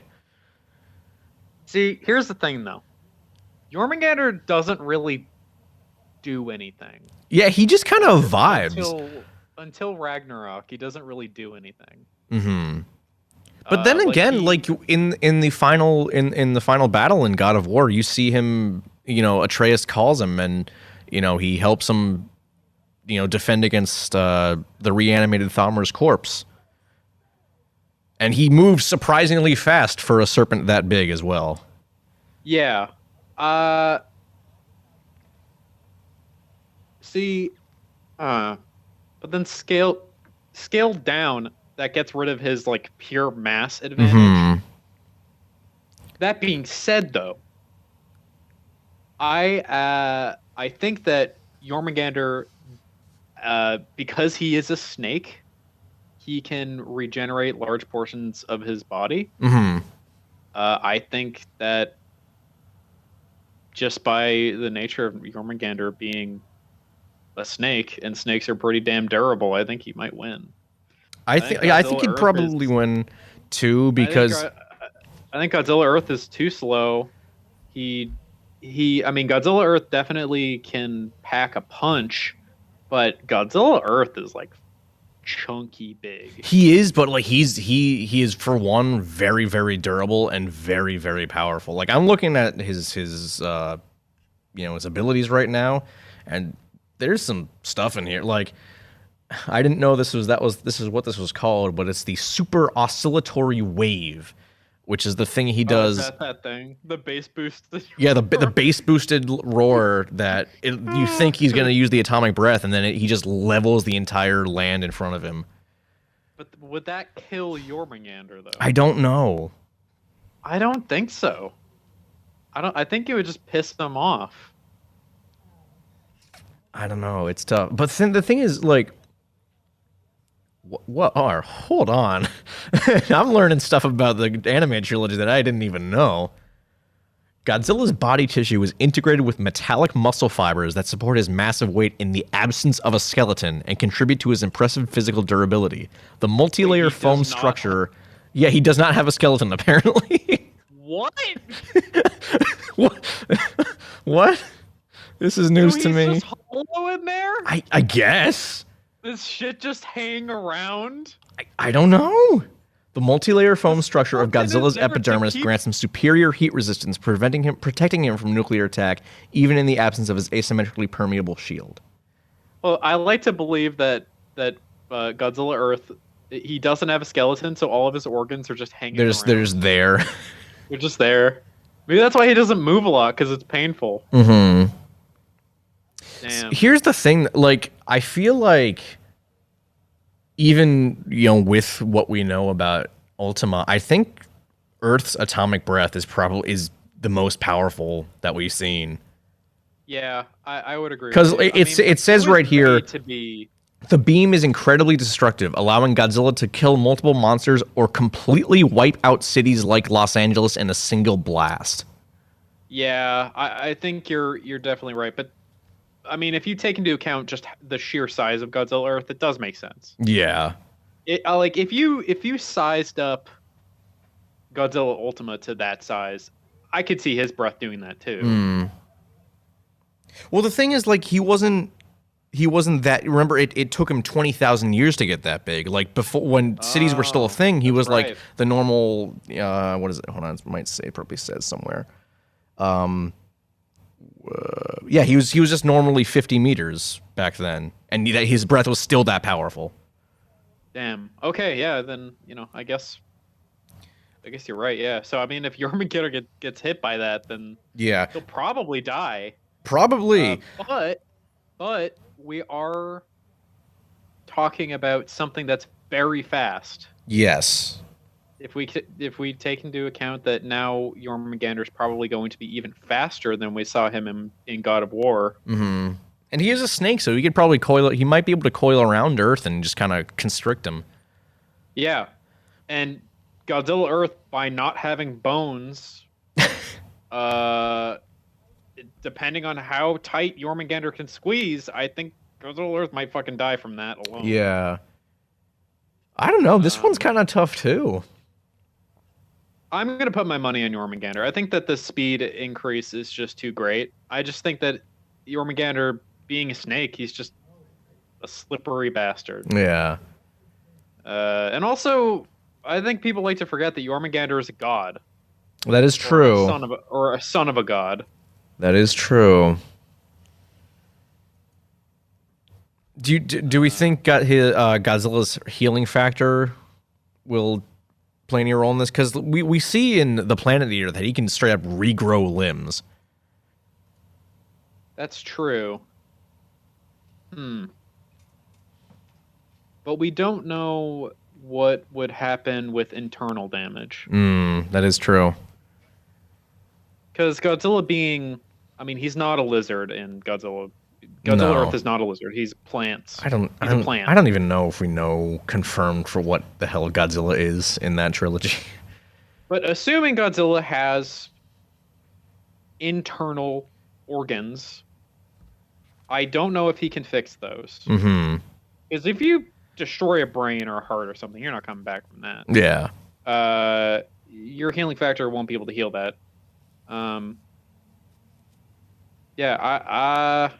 don't know. I mean, it all comes down to whether Godzilla Earth even has organs. Yeah. But I think that the information's just not available to make the call. Yeah. So assuming that, for me, personally, no, I'm just kidding. Objectively speaking, it's completely objective. If you disagree, you're wrong. No, I'm just kidding. I think that if we say that Godzilla Earth, his physiology is comparable to other versions of the character, I'd say Jormungandr would probably win, because Jormungandr is very fast, and he would be able to constrict. And if Jormungandr is constricting Godzilla Earth so tight that Godzilla Earth can't break free, that's a win. Yeah, because in the Planet Eater, for anyone who doesn't know, snakes are like pure muscle. Yeah. And with a snake that big, that's a lot of muscle. Yeah, he would definitely be able to crush whatever the fuck they said Godzilla Earth was made out of. Yeah. Metal or something. For sure, be able to crush that. Absolutely. All right.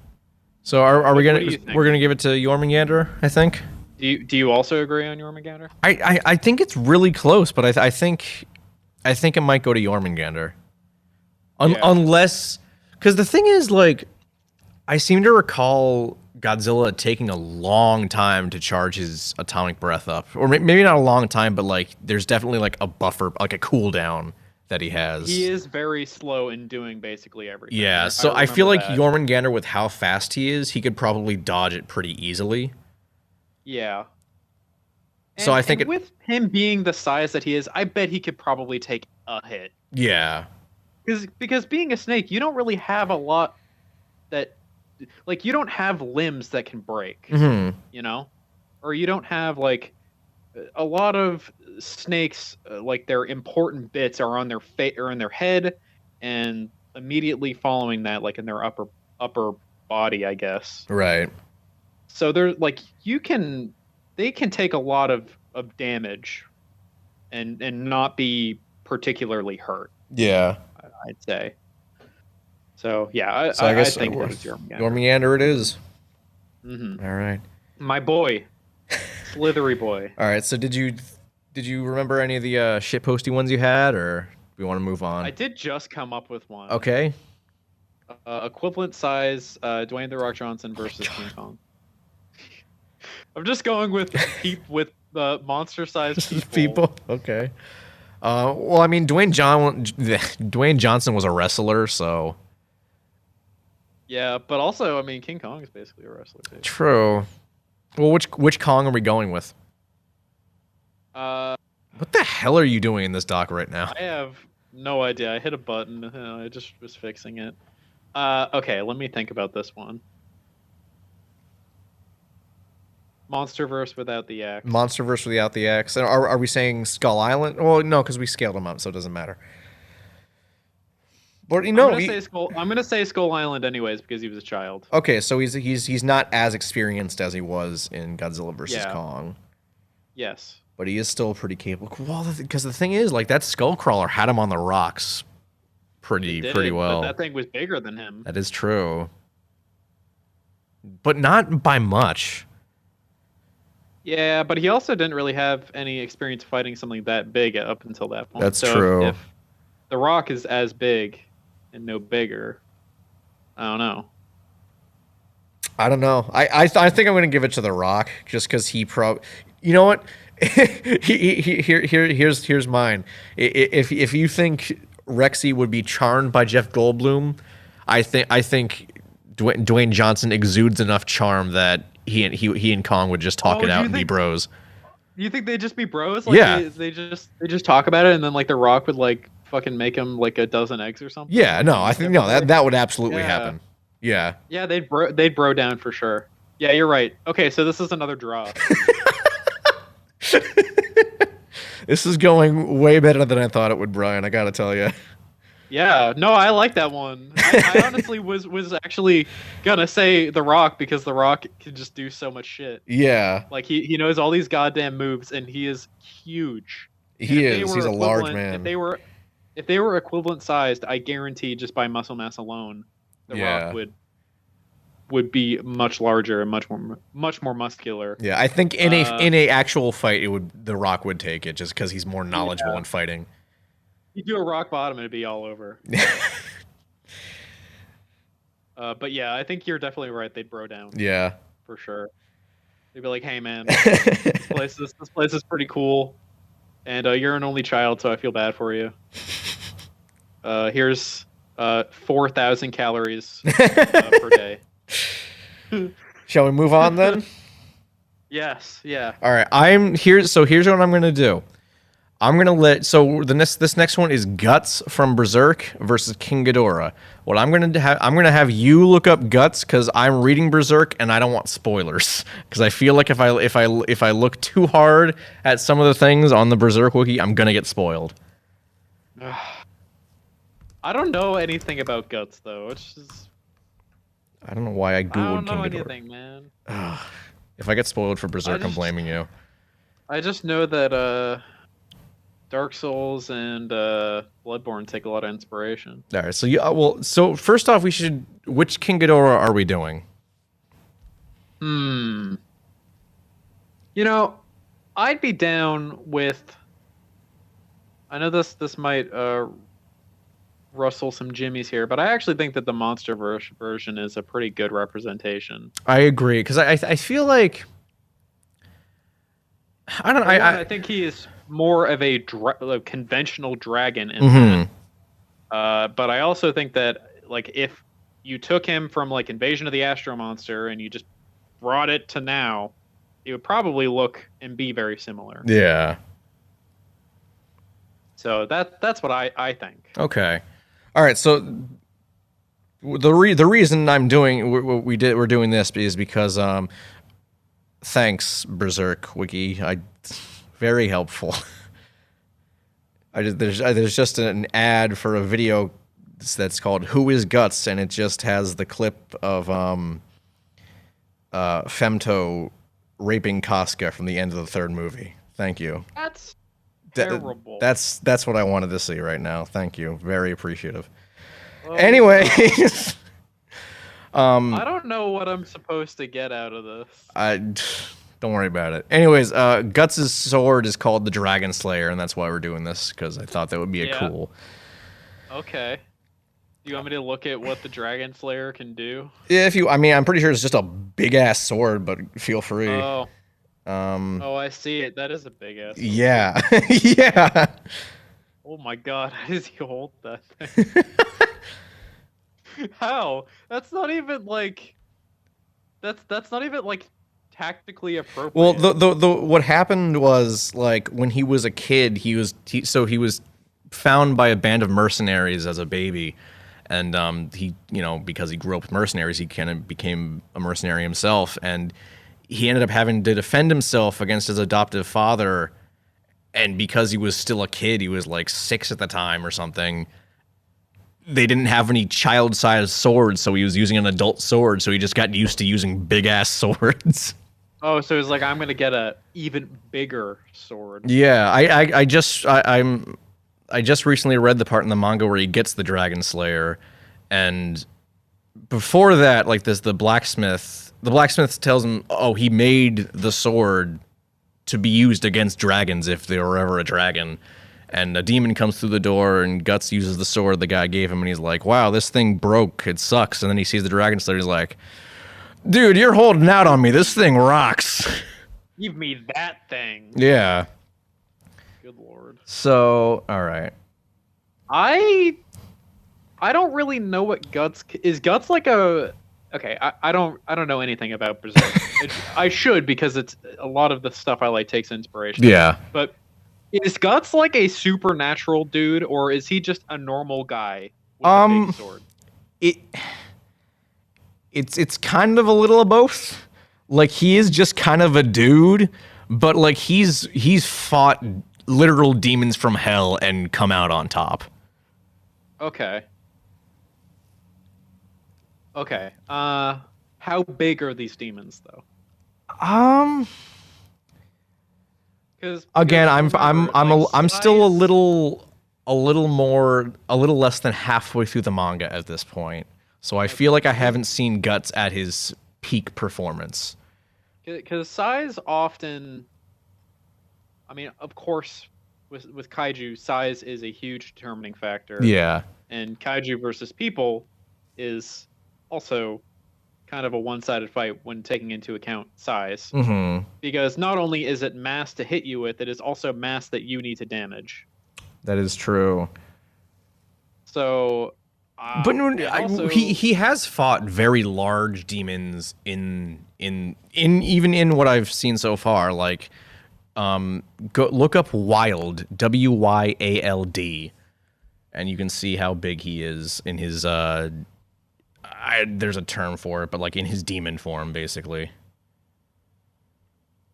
let me see this thing. Good lord. What is that? It's a demon. Oh my god, that's huge. It's disgusting. It is disgusting. I hate Wild. He makes me What? feel uncomfortable.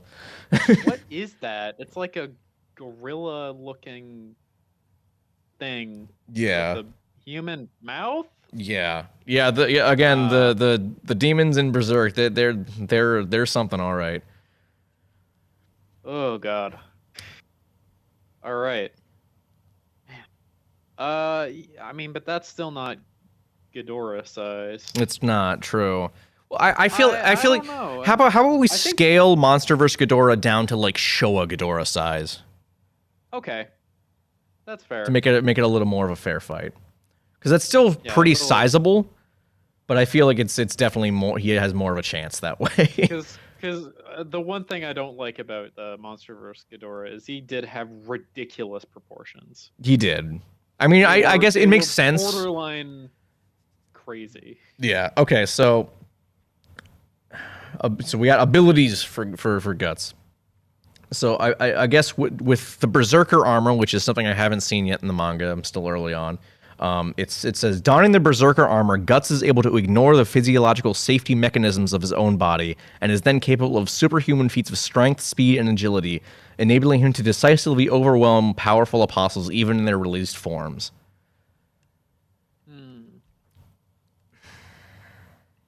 I mean, that sword is pretty big. It could probably easily chop one of Ghidorah's heads off, I feel.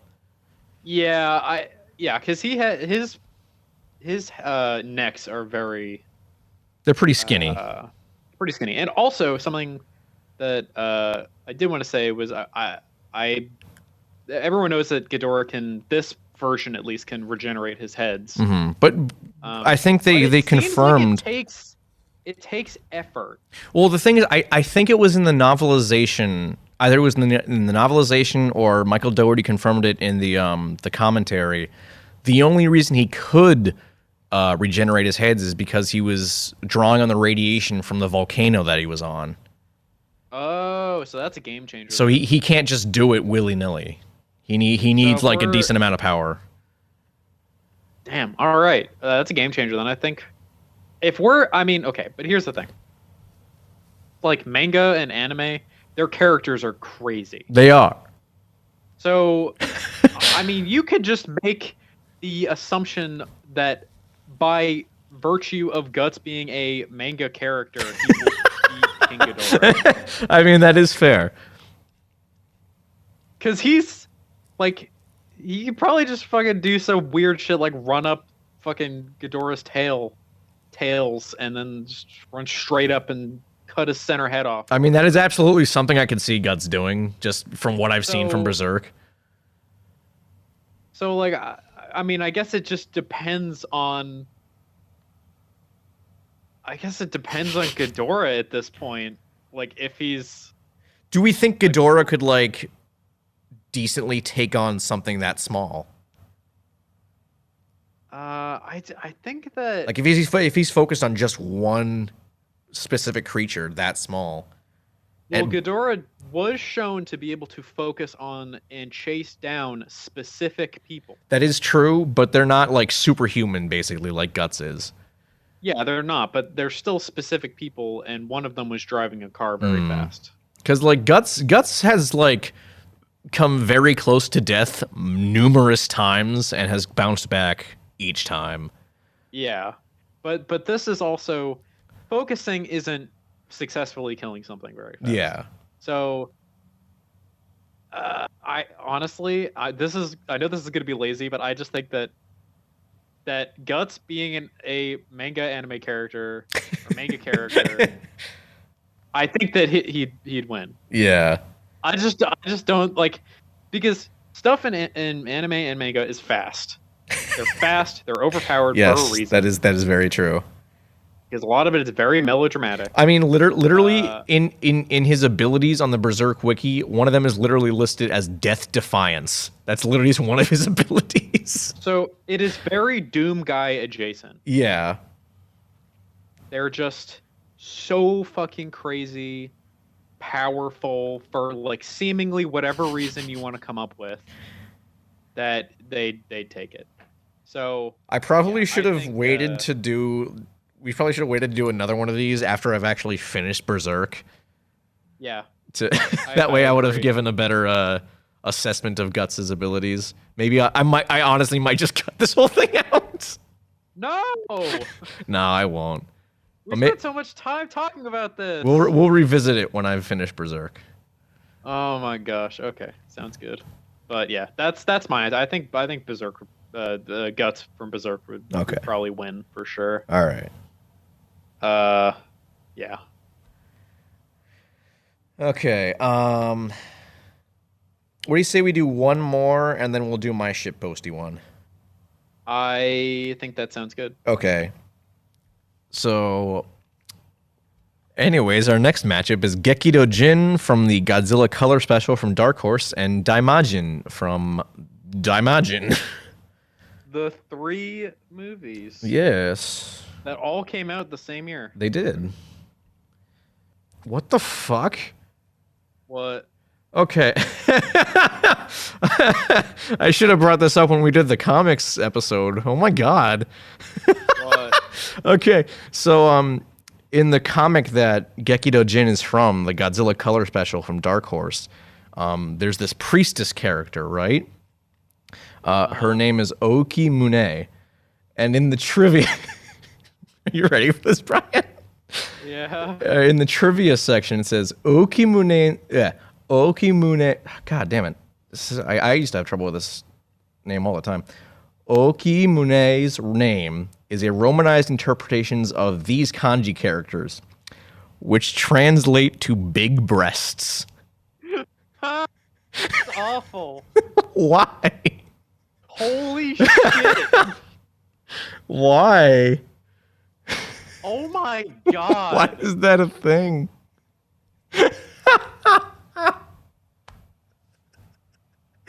Okay, Dave, you know what you need to do? Yeah. When you're editing this podcast, cut that part out and then put it as like As an intro or something? at the thing at the end. Please. Oh my god. That's so fucking funny. God. That is real. Why? Why is that the case? I guess it's someone just like whoever just came over there like, oh, this is gonna be so funny. No one's gonna. Hold on. I gotta hold on. I gotta go to Google Translate with this just to see if this is actually the case. That is honestly, that's too funny to not be a thing. Oh my god! There's no way it can be a coincidence. It is. Okimune, big breasts. What the fuck? Why did you name a comic character Big Breasts in Japanese? Oh my god. That's so sexist. Oh god. How did I not know that? Oh my god. Okay. That's so degenerate. Wow. Oh. I gotta process that for a second. You need to cut that whole thing out and put it at the end. Oh my god. Okay. Oh. So I'm still laughing about this. I think we're gonna be laughing at that for a while. Now, right. I don't know anything about your guy. So Gekido Jin and Daimajin are basically the same thing. They are basically statues that are possessed by demons, and they come to life and wreck shit. The only thing, I think it would have to be Gekido Jin automatically, because he,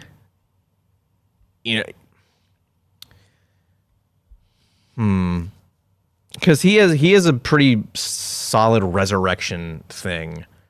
Like as soon as he gets destroyed, he can regenerate from the stone around him and like get bigger each time. What do you got on Daimajin for like abilities and shit? So let's see here. Oh, Daimajin's actually on the Godzilla wiki. I didn't know that. God, there's a lot of history. Daimajin's stone body cannot be hurt by any kind of human weapon. He can put fear into his enemy by filling their head with visions of ghosts and demons. I don't think that would matter in this fight. Yeah. He can turn into a fireball. Yes, he can. Yeah. Forgot about that. So what was the first thing you said? He can't be harmed or whatever? He cannot be harmed by any kind of human weapon. Okay, human weapon. All right. But Gekido Jin uses hammer. Yes, he has big hammer, which is a human weapon. It's not really a human weapon. It's a little. I don't think that's a human weapon. Is it supernatural? I mean, he's a demon possessed statue. Of course, it's supernatural. All right, but also Daimajin is God. That is true. He's a god, and Gekido Jin's a demon. So I think by virtue of them being basically complete opposites but equal, I think they're kind of destined to fight on forever. Yeah, because the thing is, the way his Gekido Jin's resurrection thing works is as long as his mission is not yet complete, until his opponent is like dealt with, he will not stop. He can just keep regenerating. Like even in the comic, his mission was just to save the villagers. It wasn't to kill Godzilla. It was just to save the villagers. And as soon as Godzilla left the island, they fell into the ocean, and at that point the villagers were safe because they were still on the island, not in the ocean. So as soon as Godzilla was in the ocean, he kind of went back to sleep, and Godzilla swam away because that was it. So it was basically a draw. Like no one really won, and Gekido Jin was still like quote unquote alive. He was back to being just a normal statue, but still he was chilling. He was chilling. Yeah. Yeah. I mean, my thing here with Daimajin is that Daimajin has been, at least his physical whatever, his statue has literally been exploded, and he's come back. That is true. So I think that Daimajin, by pure virtue of just being a god who can come back in one way or another, I just don't think he can lose. I don't think he can beat Gekido Jin if he can keep coming back. So I just think that they keep fighting forever. Yeah. I mean, Daimajin is also essentially the same thing where he just comes back. Yeah. The only thing I think is that that would quote unquote matter is that Daimajin doesn't seem to be like a fighter. Like he doesn't really. He's pretty slow when it comes to movement. Yeah. And still that stone. Yeah. So I don't know. I mean, Gekido Jin puts up a pretty solid fight against Godzilla in the comic. But yeah, I think just based on like their abilities, like they would just be at a standstill for all time. Like it would be a never-ending battle. Yeah, but you know what? Because we've had so many ties, I'm gonna say Gekido Jin would win. You think so? I know that Daimajin will come back, Yeah. but Gekido Jin seems to be much more offensive.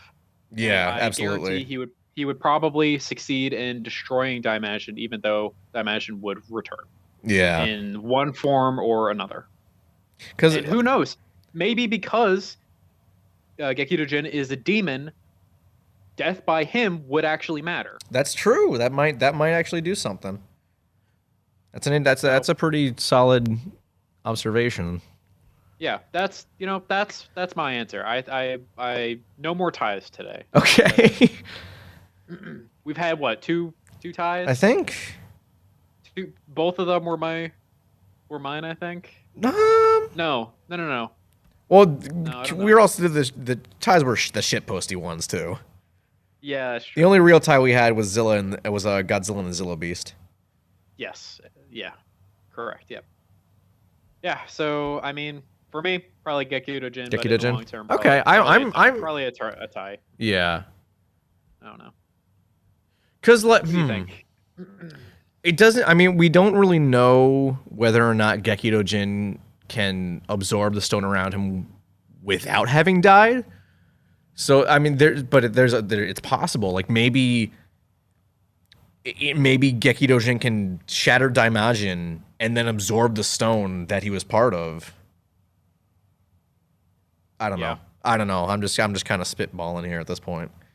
Yeah, I mean the thing with this topic is that it's all like you have to draw your own conclusions because there's so little information. There's really given. No. Yeah, so there's really no easy answer. It's a very specific fight with monsters who have very just kind of loose rules. Yeah. That's why any fight with like Godzilla is kind of just like a spitballing thing. You just don't know because Godzilla's power is so undefined. Right. Same thing with like, any kinds of supernatural beings, and both of these guys are supernatural. So yeah. So we're gonna give it to Gekido Jin officially. Yes. Yeah.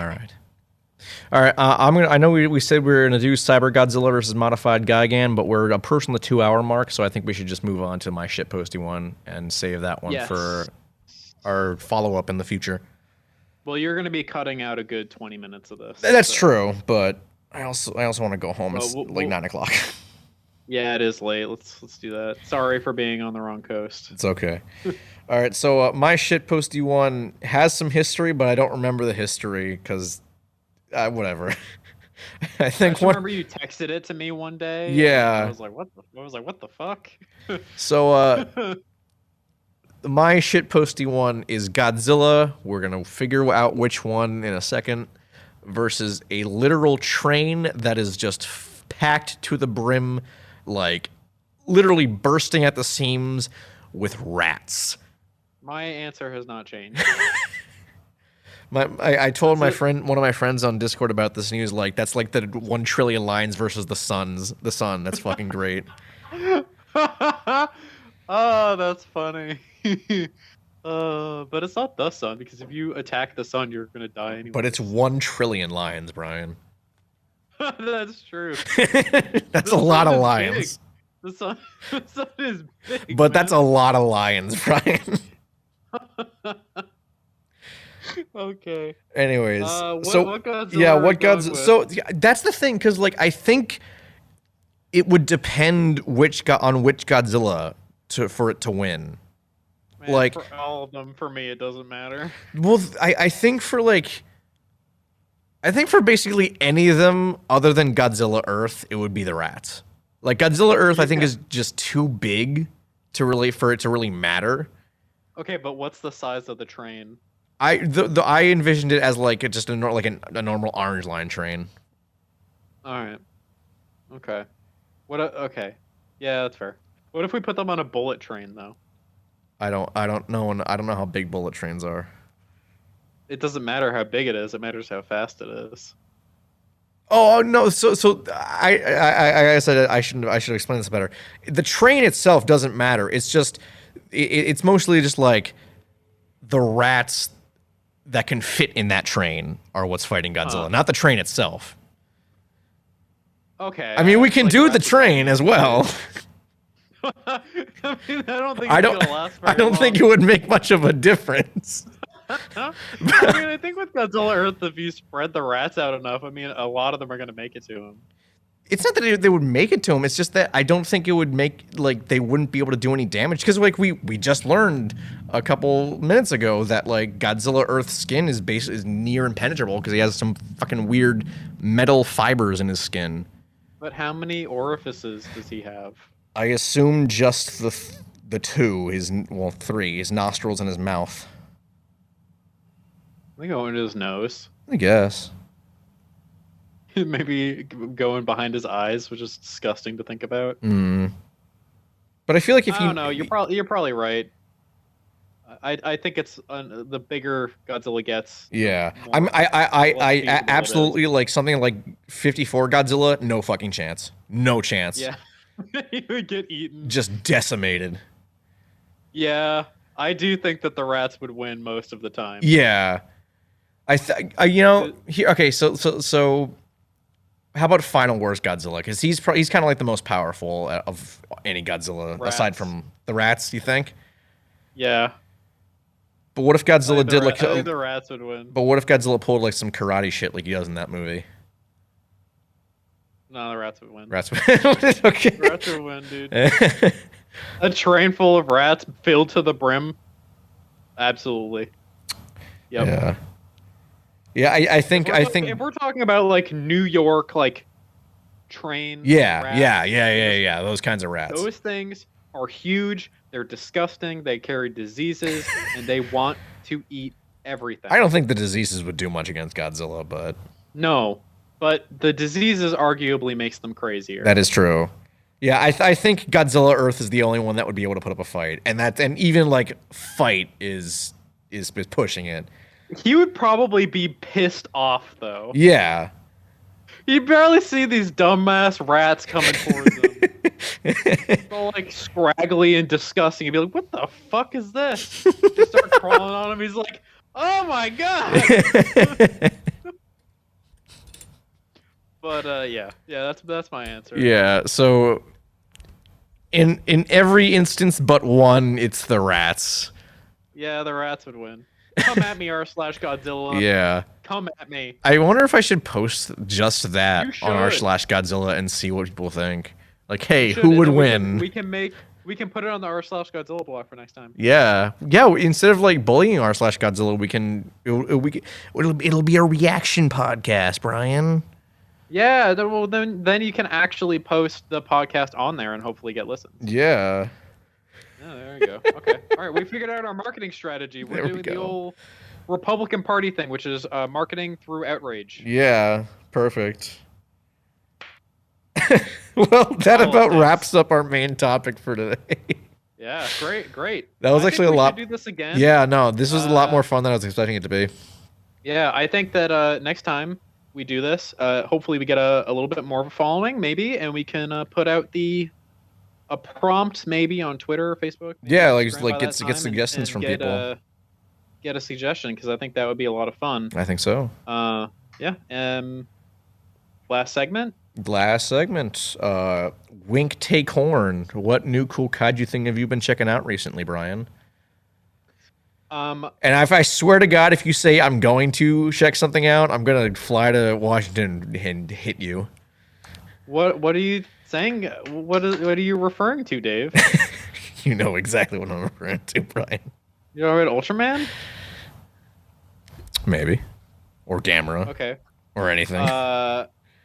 Well, I have been very busy and not able to watch many movies, but Destiny 2 is having its Halloween event right now, and there are the armor sets that all the way back on the beginning of the first episode of this podcast, I talked about how Bungie put out a poll on whether people wanted classic monsters or dinosaurs Mhm. for the armor sets for the event.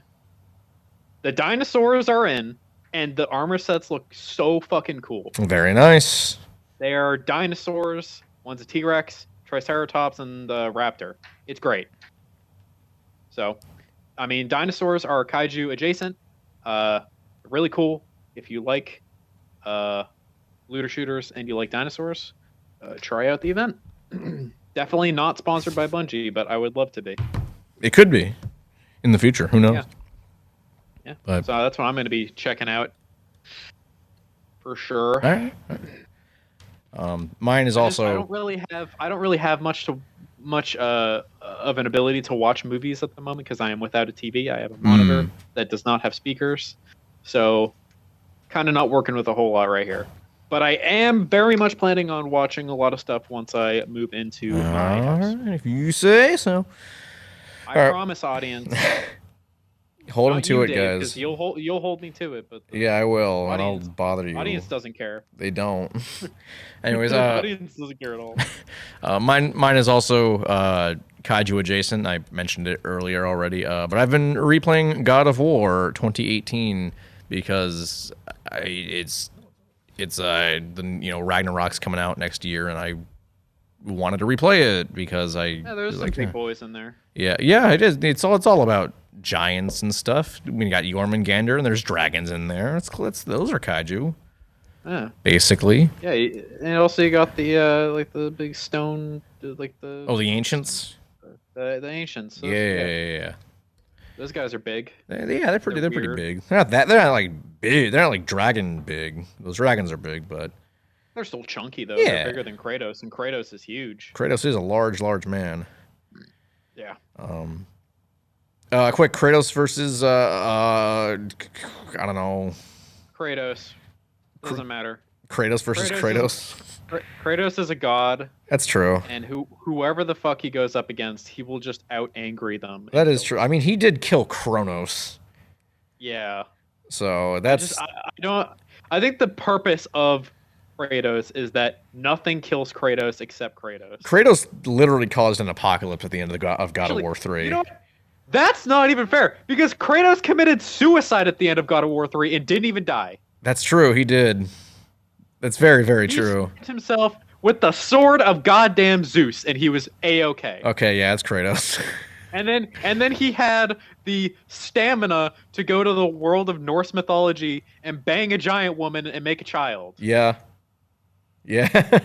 All right, so I guess that's Kratos. That was an easy one, I guess. There you go.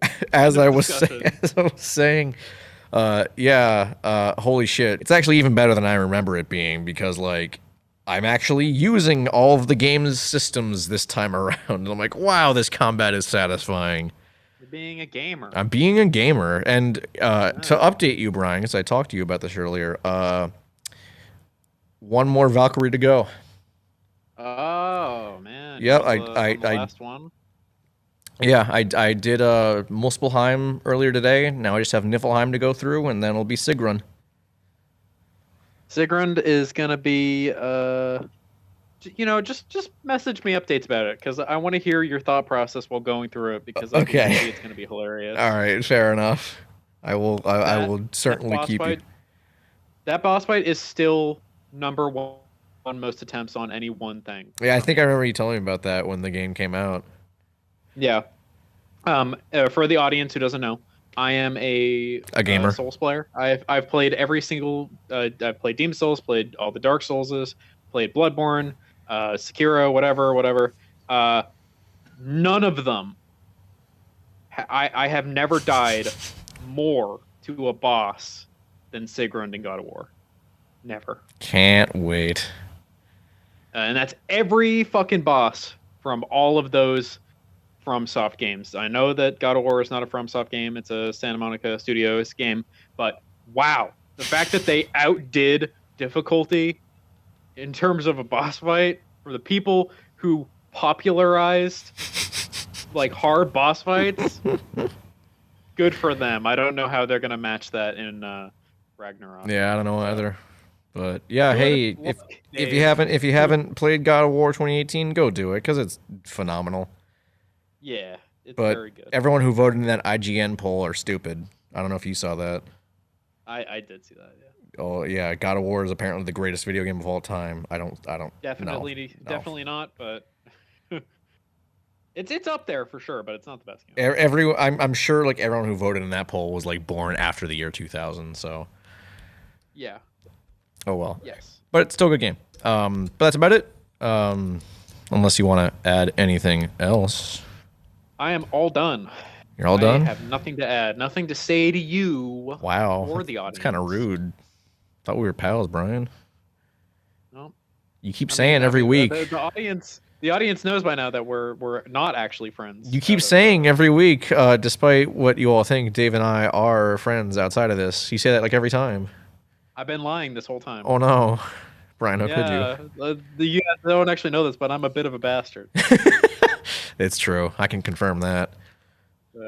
Okay, well, let's end it here. Let's end it here. You gotta go home, and I have to eat dinner. That's true. I also have to eat dinner. I haven't eaten dinner yet. Mm. But I had kind of a big lunch, so I wasn't that hungry for dinner anyways. This has been Talking Toku. Follow us on Facebook and Twitter and maybe Instagram soon if Brian gets off his lazy ass and does it. I'm gonna do it. Maybe I'll actually start posting on Facebook and Twitter now because I haven't really done it like at all. So yeah, I know. But you know, this is 2 episodes back. We're gonna have our comeback now. So look forward. We're gonna have one at the end of this month. Yeah, we're gonna do something Halloween. spooky. We're not really sure what it is yet, but we're gonna try our best. Suggestions? Hit us up. Yeah, please. We have some ideas, but I don't have much faith in those ideas. Yeah, if I'm being honest. Figure it out. We'll figure something out. Maybe we can just do. We can. You know what? I got it, Brian. I know what we're doing for our Halloween special. What? We're doing a review of just the Baron Spider episode of Ultra Q. Oh my god. No. For an hour. No. Okay. We'll workshop it a bit. We could do 8-Legged Freaks. Oh my god. Maybe. We'll see. Scarlett Johansson's first feature film movie. Is that really? Is that the case? Is that true? Wow. She's in the same club as Jennifer Aniston. Huh. On a similar note, I was Lance Reddick, who shows up in he's the concierge from John Wick. You know how he shows up for like 2 seconds in Godzilla vs. Kong? Yeah. That is not the first time he's been in a kaiju movie, I learned. Oh? Yeah, he was else? He was in Godzilla 1998 as uncredited soldier on bridge. What? He was an extra in Godzilla 98 apparently. What a humble man. I know. Didn't even want like a big role. Just like, just put me on the bridge. It was definitely when he was first starting out as an actor, I guarantee. Well, whatever. But all right, let's stop. Let's wrap it up. Once again, this has been Talking Toku. Like I said, follow us on Facebook and Twitter at Talking Toku. I'm David. I'm Brian. You didn't sound too sure of yourself there. I am indeed Brian. Okay. I mean, you do have your catchphrase, you know. My name Brian. Yeah. That's your whole catchphrase. It is. I say it every morning when I'm Yeah, exactly. All right, everyone. We'll talk to you next time, whenever that will be. End of this month. Goodbye. Bye.